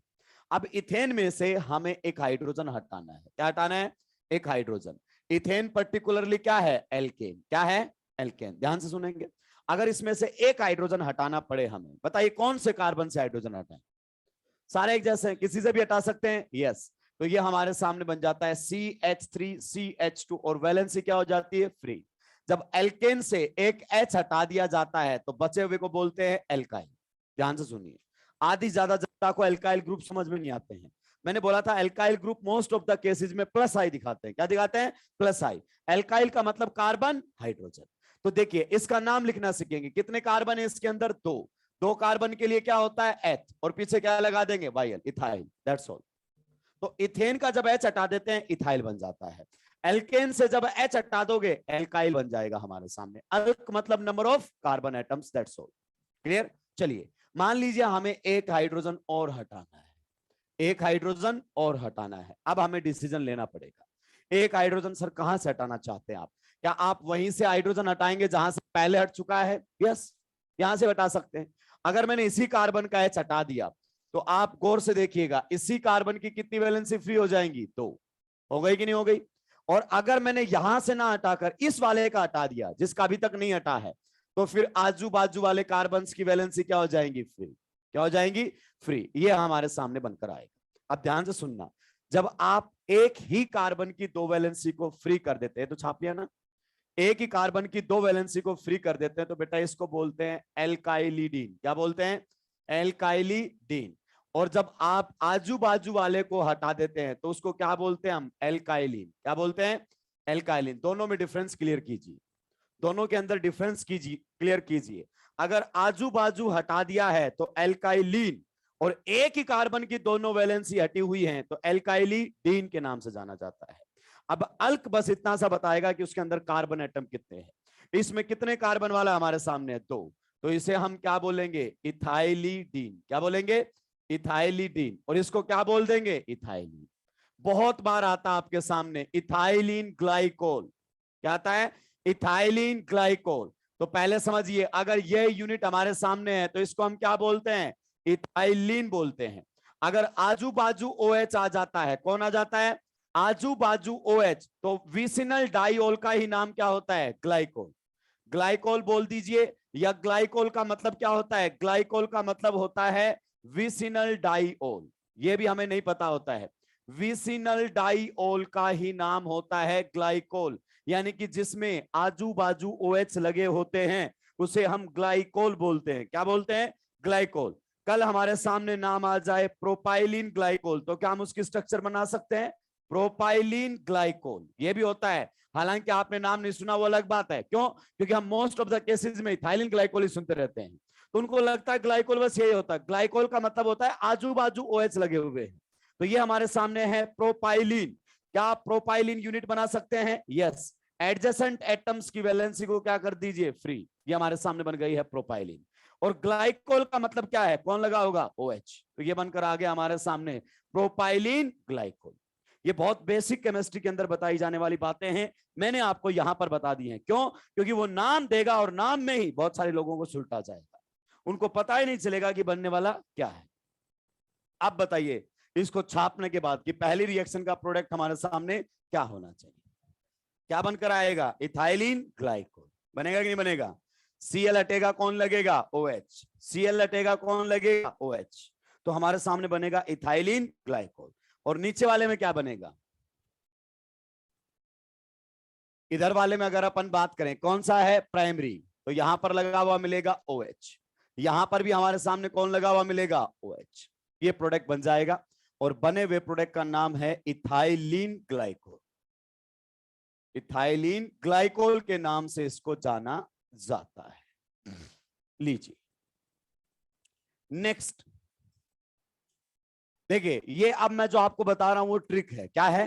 ट्रिक। आप उसको रियलिटी मान लेते हैं, हालांकि रियलिटी बहुत अलग होती है रिएक्शंस की, और आपके लेवल पर वो कभी बात करेगा भी नहीं।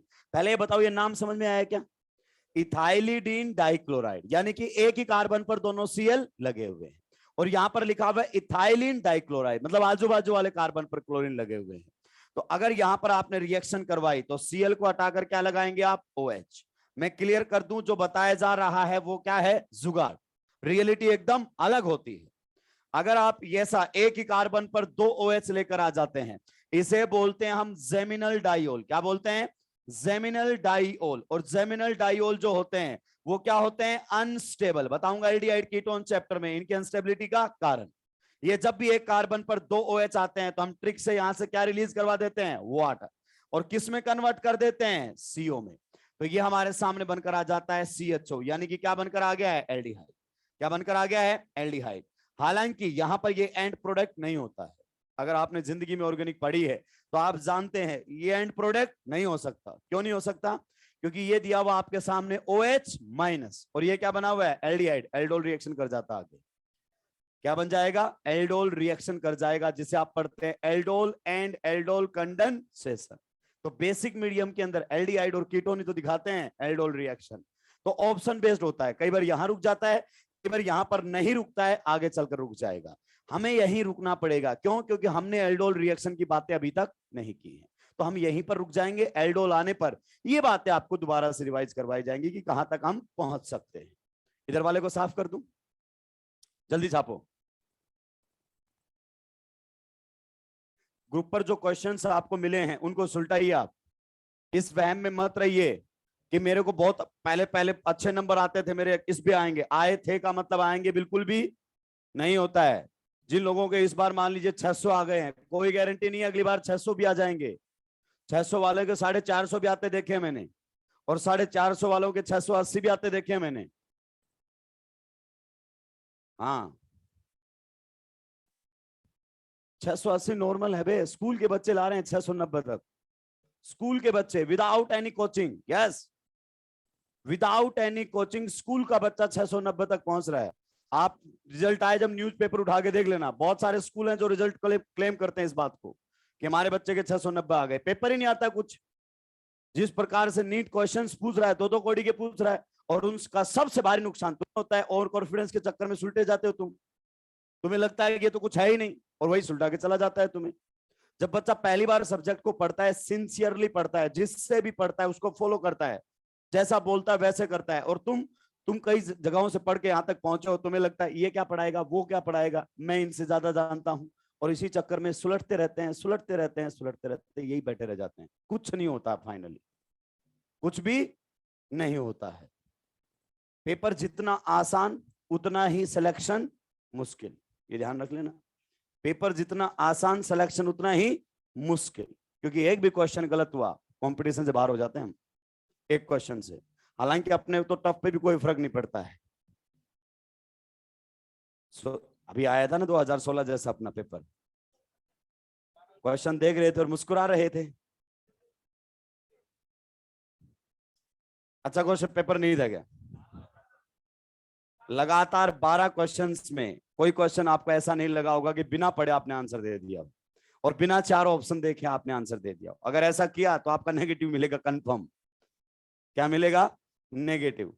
ठीक है, इतना सोच समझ कर बनाया था। एक तो बिल्कुल ब्रिज एड वाले के बाजू में केटाइन बनाया था कि देखे ब्रिज एड क्रॉस मार दे।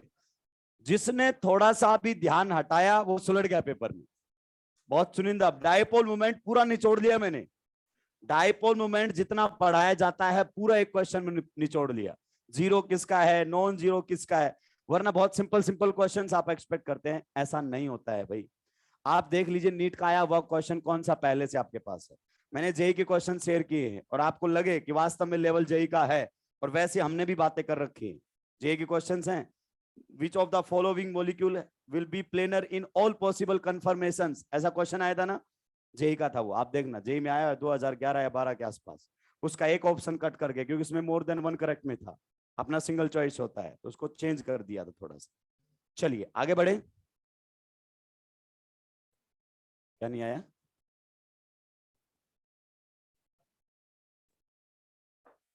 तुम राक्षस बकवास करने में सबके पापा हो, पढ़ते हैं नहीं।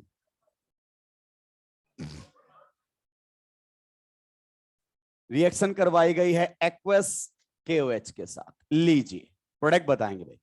रियलिटी से कोसों दूर चलेंगे इसके अंदर, मैं साफ बता रहा हूं, इसमें रियलिटी से कोई लेना देना नहीं है। रियलिटी के आजू बाजू में नहीं चलेंगे इसमें। ऐसा क्यों कह रहे हो सर? मैं जानता हूं रियलिटी कुछ अलग ही है, क्योंकि यही क्लोरोफॉर्म फिर से लौट कर आएगा इन राइमर्टिमेन रिएक्शन, और क्या बनाकर जाएगा? डाइक्लोरोकार्बिन। इसमें भी बनता है। हम जुगाड़ के चक्कर में निकल लेते हैं, हमें रियलिटी से कोई लेना देना नहीं है। एंड प्रोडक्ट हमारे मैच कर जाते हैं, तो हमें लगता है कि ऐसा ही हुआ होगा रिएक्शन में। हालांकि रिएक्शन एंटायरली डिफरेंट तरीके से चलती है। चलिए आप जुगाड़ से आंसर दीजिए। आपने जिंदगी भर जुगाड़ लगाया, परेशान मत होना। मैं जानता हूं जुगाड़ से ही चले हो तुम, तो तुम्हें कोई दिक्कत होनी भी नहीं चाहिए। Cl हटाओ H लगा, Cl हटाओ H लगा, आंसर तक पहुंच जाओगे।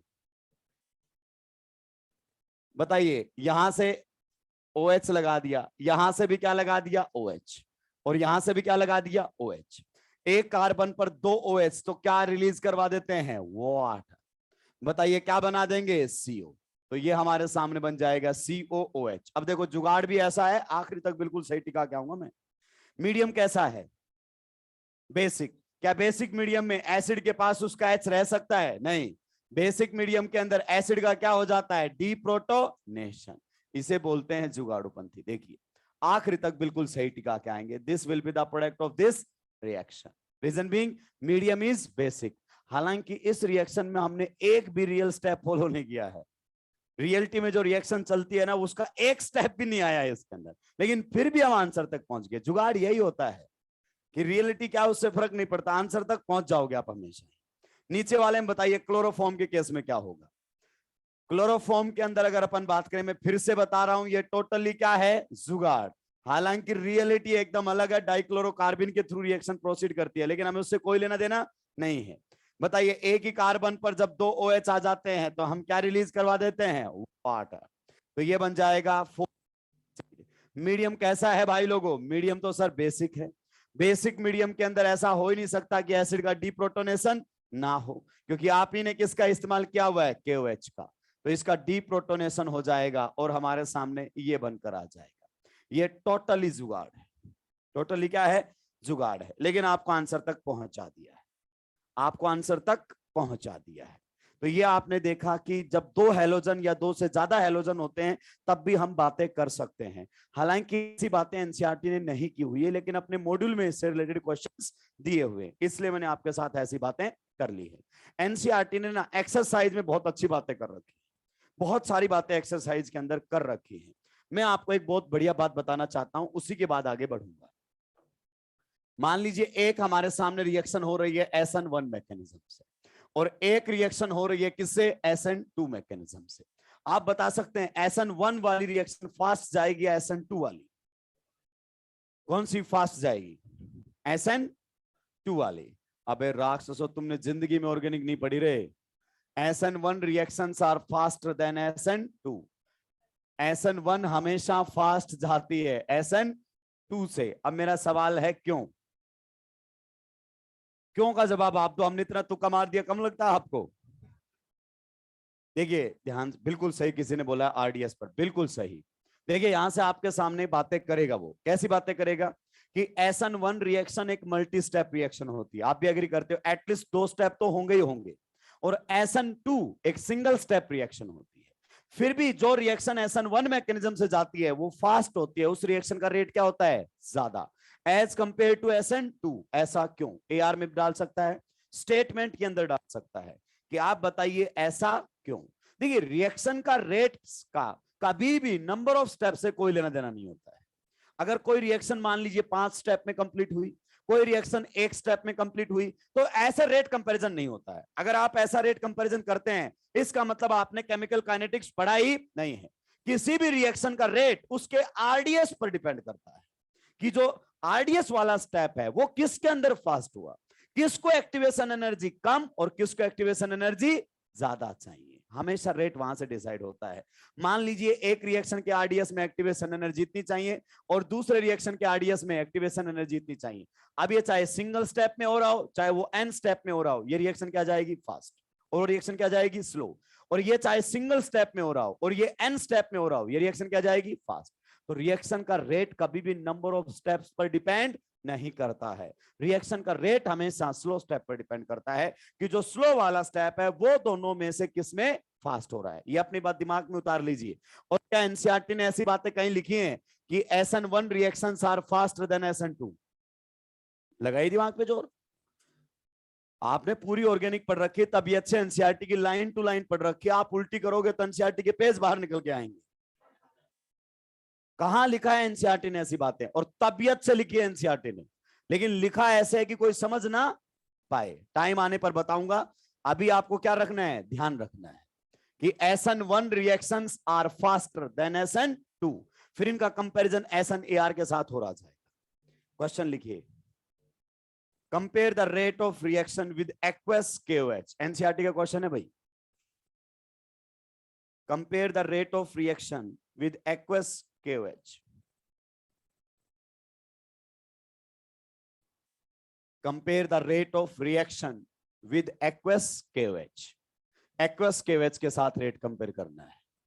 देखिए यहां से क्वेश्चंस बनते हैं, कुछ क्वेश्चंस आपको दिए गए हैं भाई लोगों, कुछ क्वेश्चंस और दिए जाएंगे। आने वाले 1 से 1.5 महीने तक ऑर्गेनिक की भयंकर प्रैक्टिस करोगे ना, तब जाकर आपके 15 क्वेश्चन सही होंगे। कुछ तो यही खुशियां मना रहे हैं कि सर मेरे 20 सही हो गए, पहली बार 20 सही हुए। अबे 20 में संतुष्टि हो गई। Good is enemy of great.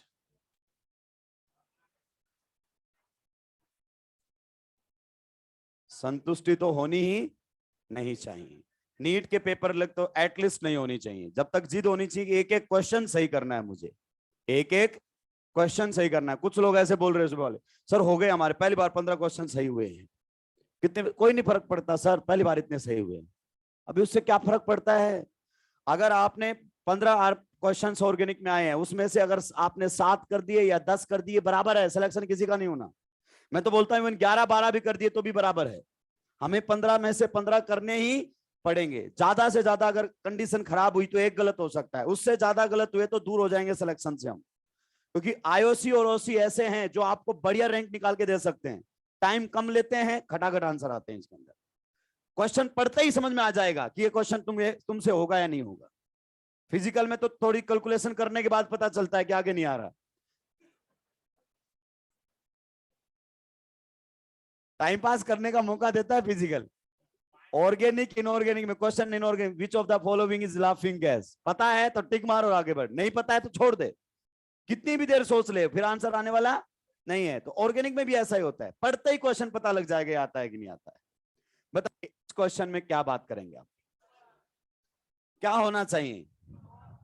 देखिए ये जो एलाइलिक और बेंजाइलिक होते हैं ना, देखो मैंने आपके सामने एक बात लिखा है, एलाइल और बेंजाइल SN2 गुड अमाउंट में देते हैं, लेकिन SN1 एक्सीलेंट। पेज पलटो, देखो दोनों लाइनें, इंग्लिश तुमने ठीक ठाक पढ़ी होगी तो समझ में आ जाएगा। SN2 तो बढ़िया देते हैं, लेकिन SN1 एक्सीलेंट देते हैं। भयंकर लेवल से SN1 में रिएक्शन करना चाहते हैं। और आप बताइए एक्वस क्यूएच सॉल्वेंट कैसा है? सॉल्वेंट कैसा है? Polar protic. तो रिएक्शन कहां से जानी चाहिए? SN1 से। अगर SN1 में बात करूं तो यहां पर कैसा चार्ज आएगा? पॉजिटिव। यहां पर भी कैसा चार्ज आएगा? पॉजिटिव। क्या ये रिएक्शन कर पाएगा? नहीं, ये लिस्ट रिएक्टिव रहेगा, इसीलिए इसको बार बार उठा रहा हूं। क्लोरोबेंजीन का हाइड्रोलाइसिस आप नहीं करवा सकते। तो सबसे ज्यादा रिएक्टिव कौन सा मिलेगा? थर्ड, उसके बाद सेकेंड और उसके बाद फर्स्ट। बताइए किसी को कोई डाउट है क्या? रिएक्शन कहां से जाएगी? SN1 से। ये भयंकर रिएक्टिव होते हैं SN1 को लेकर। Reason being the carbocation formed is resonance stabilize, the carbocation formed is resonance stabilize. Solvent क्या दिया हुआ है? एक्वस KOH, मतलब कौन है? वाटर। पूरी इंडिकेशन SN1 की है। पूरी इंडिकेशन किसकी है? SN1 की इंडिकेशन हमारे सामने है।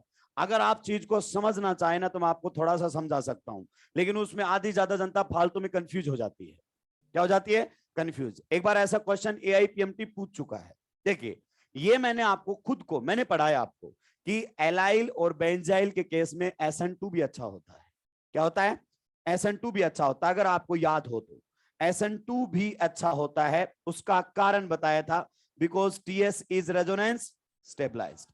बताइए बताया था कि नहीं बताया था?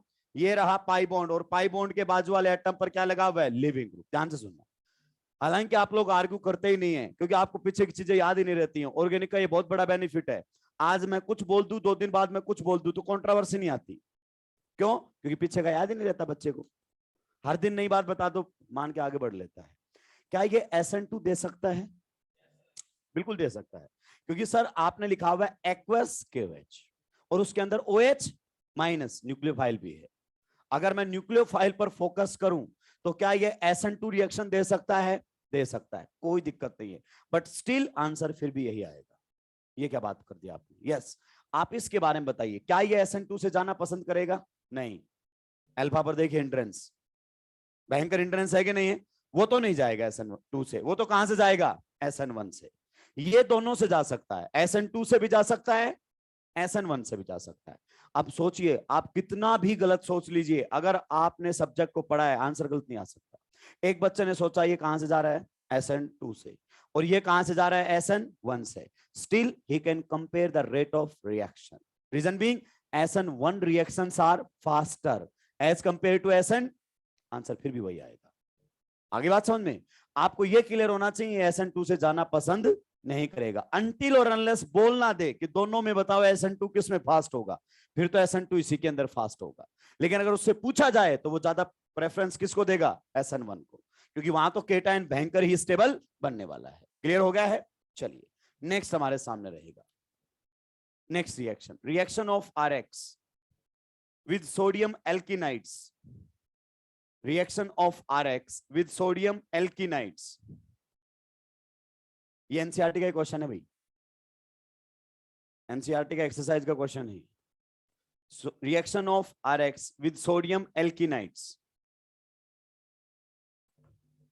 कौन सा है नंबर बताओ? Third. Reaction of RX with sodium alkynides. अब आधी ज्यादा जनता ने तो नाम नहीं सुना है, और ये नीट 2016 में आ चुका है। 16 में आया है? नहीं, आपको क्वेश्चन आता है, डरने की जरूरत नहीं है, बस तुम्हें पता नहीं है कि वो ये क्या। ये जो हमारे सामने होता है इनको बोलते हैं सोडियम एल्किनाइड्स, यानी कि इसका H हटाकर नेगेटिव यहां पर लिखा हुआ है। क्लियर? एल्काइन का ही जो कॉन्जुगेट बेस बना देते हैं आप, उसी को एल्किनाइड्स के नाम से जाना जाता है। और आप जानते हैं ये क्वेश्चन आ चुका है किसके अंदर? नीट 2016 के अंदर। बहुत बढ़िया क्वेश्चन था। हालांकि जिसने सब्जेक्ट को ठीक से पढ़ा था उसको दिक्कत नहीं आएगी। मैंने जो आपको बात बताई है ना, बस वो टाइम टू टाइम याद आनी चाहिए। अब क्वेश्चन करते हैं इसके अंदर सीधा। ये देखिए, नीट 2016 के क्वेश्चन पर ही आते हैं। पहले थोड़ा सा अलग लेते हैं वरना तुम सुलझ जाओगे। ये लीजिए, ये हमारे सामने दिया हुआ है, रिएक्शन करवाई गई है NaNH2 के साथ, NaNH2 के साथ in liquid ammonia, in liquid ammonia. देखिए, लिक्विड अमोनिया सुनते हैं तो आज लोगों को तो बर्स रिडक्शन याद आ जाता है। ये बर्स नहीं है, NaNH2 है। आगे बात समझ में, वो सोडियम इन लिक्विड अमोनिया होता था, या lithium in liquid ammonia. Differentiate नहीं कर पाते हम। सर आप क्या कर, हमें लिक्विड अमोनिया याद आ गया, आपको लगता है ये कम है? हमारे लिए तो यही अचीवमेंट है कि बर्स रिडक्शन में ये होता था। भाई देख, मेरे को याद आ गया है। आप लोगों के दिमाग में जो स्टार्टिंग से बातें भरी गई है ना, वो बहुत गलत है और उनको कोई नहीं निकाल सकता, कोई निकाल नहीं सकता।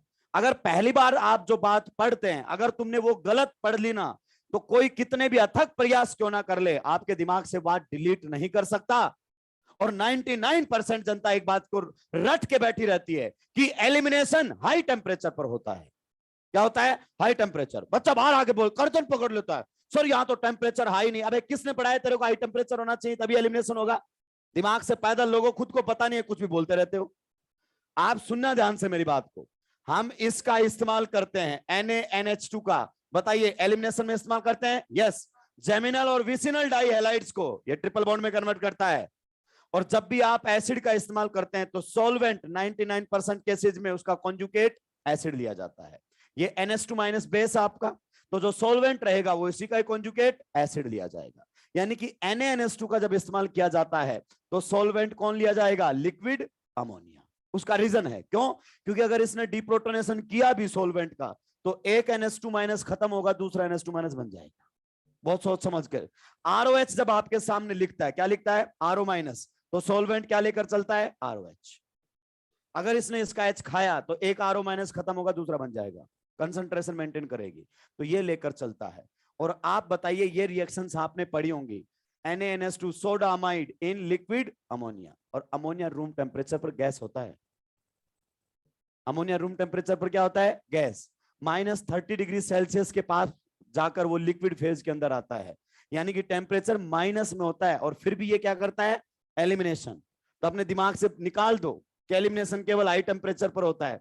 हाई टेम्परेचर केवल एलिमिनेशन को फेवर करता है। क्या करता है? फेवर। पढ़ते ही अलग तरीके से। आधों की दिक्कत तो इंग्लिश में चल रही है, केमिस्ट्री तो बाद में। किस में चल रही है? इंग्लिश में। तो ये देखिए, लिक्विड अमोनिया लिखा हुआ है, और लिक्विड अमोनिया का मतलब टेम्परेचर अप्रोक्सीमेट -30°C है यहां पर, क्योंकि आपने पढ़ा है अमोनिया की प्रिपरेशन आईओसी के अंदर गैस होता है रूम टेम्परेचर पर। क्या होता है? गैस।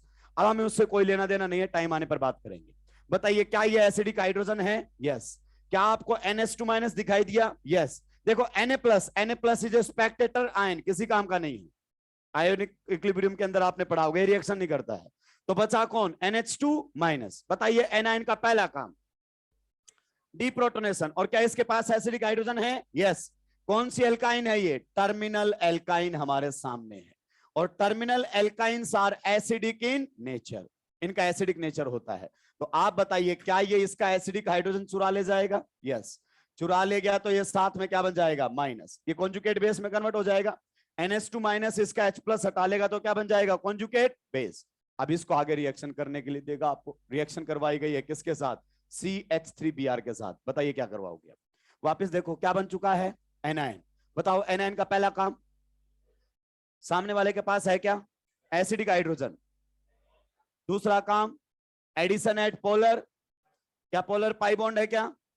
तीसरा काम SN2 या E2 हो सकता है क्या? यस, हेलोजन सब्स्टिट्यूशन देते हैं या तो SN1 से या SN2 से। कौन सा है? Primary SN2। वैसे भी ये कौन है? न्यूक्लियोफाइल। किसको फेवर करेगा? SN2। ये करेगा अटैक और बॉन्ड टूटेगा अटैक। तो बताइए ये प्रोडक्ट हमारे सामने बनकर आएगा कि नहीं बनकर आएगा? कई दफा इसको रिएक्शंस में यूज में लिया जाता है। यहां से यहां रिएक्शन करवाएगा और हमें सुलटाने की कोशिश करेगा। क्या हो गया? हाँ, खुशखबरी आ गई तुम्हारे लिए, कल की तुम्हारी क्या है? छुट्टी। अब कल का दिन कर दोगे तुम बर्बाद। टेस्ट के बाद छुट्टी आ जाए तो तुम्हें ऐसा लगता है कि भाई यूक्रेन युद्ध से तुम ही लौटे हो। अभी तक तो तुम लड़ाई पर थे, एक दिन मिला, आज भाई रेस्ट करेंगे अपन, फुल टू फुल क्या करेंगे? 17 जुलाई तक कोई rest. You are on mission, और जब तक मिशन कंप्लीट ना हो जाए आप छुट्टी नहीं मना, वरना वो छुट्टी बाद में दुख देगी। एक एक दिन जब आखिरी में बचेगा ना एक चैप्टर की, यार ये कैसे कवर करूं, दिन तो 5 ही बचे हैं, तो अभी छुट्टी के बारे में सोचना भी नहीं है। मेरे फादर साहब जो हैं वो आर्मी से रिटायर्ड हैं, और वो एक बात बोलते हैं कि जब भी जंग हो और जंग में कोई भी सेलिब्रेशन नहीं होता है। आपने एक टुकड़ी ने विजय हासिल कर ली और सेलिब्रेशन करने लगे, ऊपर से गोला है, खत्म। तो पहले जंग जीती जाती है, अपने होम ग्राउंड पे आया जाता है, उसके बाद सेलिब्रेशन होता है। तो जब तक नीट क्रैक नहीं कर लेते हमारे लिए कोई सेलिब्रेशन नहीं होगा, वरना ये छोटे छोटे सेलिब्रेशन बाद में बहुत बड़े दुख देंगे। क्लियर? उनकी वीडियो बना के रखना, जो अभी तुम टाइम वेस्ट करते हैं ना, उसकी छोटी छोटी क्लिप बनाना, और जब तुम्हारा सिलेक्शन नहीं होना उनको देखना तुम, कि मैं नीट से पहले क्या कर रहा था। कुछ लोगों ने न्यू ईयर पर ऐसे धमाल किया, उनको लगता है कि जिंदगी में इतनी खुशी आई नहीं उनके। उनकी वीडियो होगी जब वो देखेंगे ना 2 साल बाद, की कैसे पागलों की तरह नाच रहा था। किस लिए आया था कोटा में मैं? नाचने के लिए। होली पे लोग ऐसे ऐसे, पहचान में नहीं आ रहा है, गंदे नाले में से निकल रहे हैं, गोबर लगा हुआ है, रंग इतने भयंकर लगे हुए हैं, 3 दिन तक समझ में नहीं आ रहा। एलन वाले बाहर धकेल रहे हैं, अब कार्ड में तेरी स्कल मैच नहीं कर रही है। चलिए, हाँ, सारी बात घुमा के मेरे पीछे जरूर लाया करो तुम।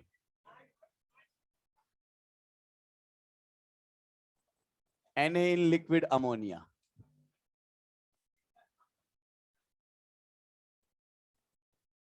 PdH2, BaSO4 आ गए हैं रिएजेंट। अब PdC H2 इन क्यूनोलिन, क्या बोलते हैं इसको? लिंडनार कैटालिस्ट। बताएंगे जल्दी से, सुलटाओ सुलटाओ।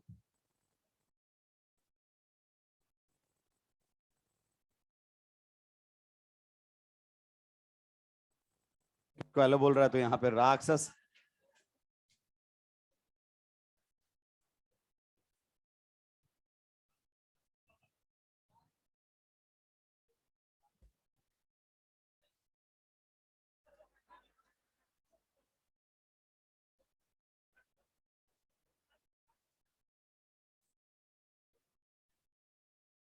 एक से बढ़ के एक कलाकार बैठे हुए।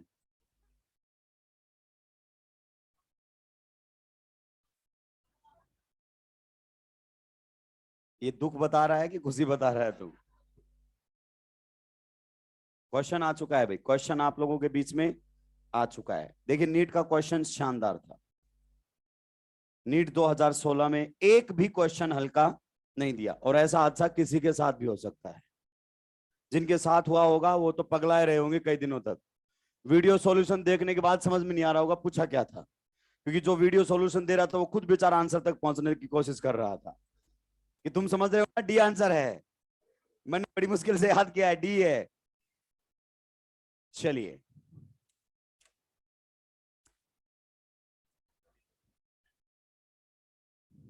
देखिए, क्वेश्चन की तरफ देखेंगे और आंसर देंगे। टाइम हो गया क्या अपना? इसको सुलटाएंगे जल्दी से।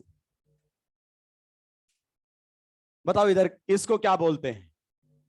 Na इन लिक्विड अमोनिया, इसे बोलते हैं अपन बर्च रिडक्शन। ये पार्शियल रिडक्शन करता है भाई। कैसा रिडक्शन करता है? पार्शियल। ट्रिपल बॉन्ड को डबल बॉन्ड में रिड्यूस कर देता है और ट्रांस एल्कीन बनाता है। क्या बना कर देता है? ट्रांस। इसका एक लिमिटेशन है, ये टर्मिनल एल्काइंस को रिड्यूस नहीं कर पाता है। और उसके पीछे बहुत सिंपल सा लॉजिक है, रट्टा मारने की जरूरत नहीं है तुम्हें, रट्टा मारने की जरूरत नहीं है। इसे हम क्या बोलते हैं? रोजनमंड रिडक्शन। और नीचे वाला कौन सा हमारे सामने? लिंडनार्ड कैटालिस्ट। नाम तब लिखेंगे जब ये आएंगे, अभी तक तो केवल इनका क्या लिखना है? रिजल्ट। इन दोनों का काम एग्जैक्टली क्या है? सेम। ये ट्रिपल बॉन्ड को डबल बॉन्ड में रिड्यूस करते हैं, इसे बोलते हैं पार्शियल रिडक्शन। और जो डबल बॉन्ड बनेगा वो कौन सी कॉन्फ़िगरेशन में बनेगा? सिस। देखिए, सिस में बनाने के तो बहुत सारे ऑप्शन है, लेकिन ट्रांस में बनाने का एक ही ऑप्शन है, दैट इज बर्च रिडक्शन। सिस में तो मैं आपको जब रिएक्शंस पढ़ाऊंगा इलेक्ट्रोफिलिक एडिशन तब बताऊंगा, हाइड्रोबोरेशन रिडक्शन वो भी कर देता है। लेकिन यहां पर तो हमारे सामने यही है, ट्रांस में बनाने का केवल एक ऑप्शन है। अब चलते हैं अगले क्वेश्चन की तरफ, जो कि है नीट 2016। नीट 2016 का क्वेश्चन है। मैं उनके लिए बता दूं जो बोल रहे हैं कि सर ये एनसीईआरटी में कहां दिया हुआ है। एनसीईआरटी सारी बात करता है लेकिन कन्वर्जन्स में करता है। ऐसे लिखा होता है, how will you convert acetylene into this. तो आप कन्वर्जन में सारी बातें पढ़ते हैं। एनसीईआरटी 1.5 जाना है, नंबर ऑफ रिएक्शंस कम कर रहा है, लेकिन अभी भी कन्वर्जन में उनका इस्तेमाल कर रहा है। बताइए क्या बनना चाहिए? ए। क्या बनना चाहिए? ट्रांस। अबे फैला दिया रायता राक्षसों। मेटल का पहला काम बताओ, मेटल का पहला काम बताओ। डीप्रोटोनेशन। बताया था कि नहीं बताया था? और इसके पास कैसा हाइड्रोजन है? एसिडिक। कैसी एल्काइन है ये हमारे सामने? टर्मिनल। अभी बोला था हाथों हाथ कि टर्मिनल एल्काइन का रिडक्शन नहीं होता है बर्च रिडक्शन से, और रट्टा मारने की जरूरत नहीं है। क्यों? क्योंकि मेटल जिस काम के लिए लिया गया था वो काम ना करके दूसरा काम कर देता है। टर्मिनल एल्काइंस के साथ रिएक्शन करके कौन सी गैस रिलीज कर देता है? हाइड्रोजन। 9th-10th में पढ़ाया जाता है दिमाग से पैदल लोगों कि metal reacts with acidic compound and release hydrogen gas. अगर इसके साथ तुम रिएक्शन करवा दोगे तो ये डीप्रोटोनेशन कर देता है। क्या कर देता है? डीप्रोटोनेशन। और कौन सी गैस रिलीज कर देता है? हाइड्रोजन। यहां पर मेटल को इसलिए नहीं लाया गया था, मेटल का काम होता है इलेक्ट्रॉन देना, लेकिन वो इलेक्ट्रॉन ना देकर क्या कर जाता है? एसिड बेस कर जाता है। तो टर्मिनल एल्काइंस इसीलिए बर्च रिडक्शन से रिड्यूस नहीं हो सकती, क्योंकि मेटल को जिस काम के लिए लिया गया था वो ना करके मेटल ने दूसरा काम कर दिया। और जब तक एसिडिक हाइड्रोजन रहेगा वो ऐसा करता रहेगा। आप बताइए ए क्या बनना चाहिए? एक साइड से हाइड्रोजन हटेगा, यस, और ये बन जाएगा हमारे सामने। अब आपके दिमाग में एक सवाल आ सकता है कि सर दोनों क्यों नहीं हटाए, ये भी तो एसिडिक है। ये बेटा रिएक्शन को देखते हुए आगे बढ़ना पड़ेगा। क्लियर? ये हमारे सामने बन गया है। बताइए सोडियम एल्किनाइड बन गया है कि नहीं बन गया है? नीट 2016 का क्वेश्चन है, मैंने बस सीक्वेंस में सेट किया पूरा मैटर। ये क्या करेगा? एनायन। एनायन का तीसरा काम SN2। ये करेगा अटैक और बॉन्ड टूटेगा खटैक। बता सकते हैं बी क्या बनकर आएगा? यस, बी हमारे सामने ये बनेगा। Still it contains acidic hydrogen. फिर से Na इन लिक्विड अमोनिया दिया गया है। क्या इस बार बर्च रिडक्शन हो जाएगा? नहीं, अभी भी इसके पास एसिडिक हाइड्रोजन है। टर्मिनल एल्काइन अभी भी है ये, तो टर्मिनल एल्काइन को रिड्यूस नहीं कर सकते। अभी इसका एक एसिडिक हाइड्रोजन और हटेगा, ये वाला एसिडिक हाइड्रोजन हट जाएगा और फिर से क्या बनकर आएगा? सोडियम एल्किनाइड। क्लियर? बताइए एनायन का तीसरा काम एसिड लेगा खटैक। डी क्या बनेगा? डी हमारे सामने ये बनेगा। बर्च रिडक्शन को समझने के लिए इससे बेहतरीन क्वेश्चन नहीं हो सकता है। Right now you can see this alkyne is internal. ये हमारे सामने कैसा है? इंटरनल एल्काइन है कि नहीं है? अब Na इन लिक्विड अमोनिया अब इसको ट्रिपल बॉन्ड को डबल बॉन्ड में रिड्यूस कर देगा और क्या लेकर आ जाएगा? ट्रांस। जब तक एसिडिक हाइड्रोजन रहेगा तब तक बर्च रिडक्शन नहीं होगा। जब तक एसिडिक हाइड्रोजन रहेगा बर्च रिडक्शन नहीं होगा। आपने ये लाइन लिखा तो बहुत बार है कि terminal alkynes can't be reduced using birch reduction. उसका एप्लीकेशन नीट 2016 ने पूछा। उसका एप्लीकेशन किसने पूछा? नीट 2016 ने। आप देख सकते हैं एक एक क्वेश्चन चुनिंदा था उसका, एक एक क्वेश्चन। कोई भी फालतू क्वेश्चन पूछा ही नहीं उसने। ऐसा लगता है कि साल भर मेहनत की है पेपर बनाने के लिए उसने, कि मैं पूछता हूं इस बार पेपर की कैसे पेपर बनाया जाता है। तो एक लाइन लाल पेन से लिख दीजिए, फिर छाप लेना इसको। Terminal alkynes can't be reduced using birch reduction. Terminal alkynes can't be reduced using birch reduction. Terminal alkynes can't be reduced using birch reaction. That's all. बाकी की बातें करेंगे अपन नेक्स्ट क्लास में।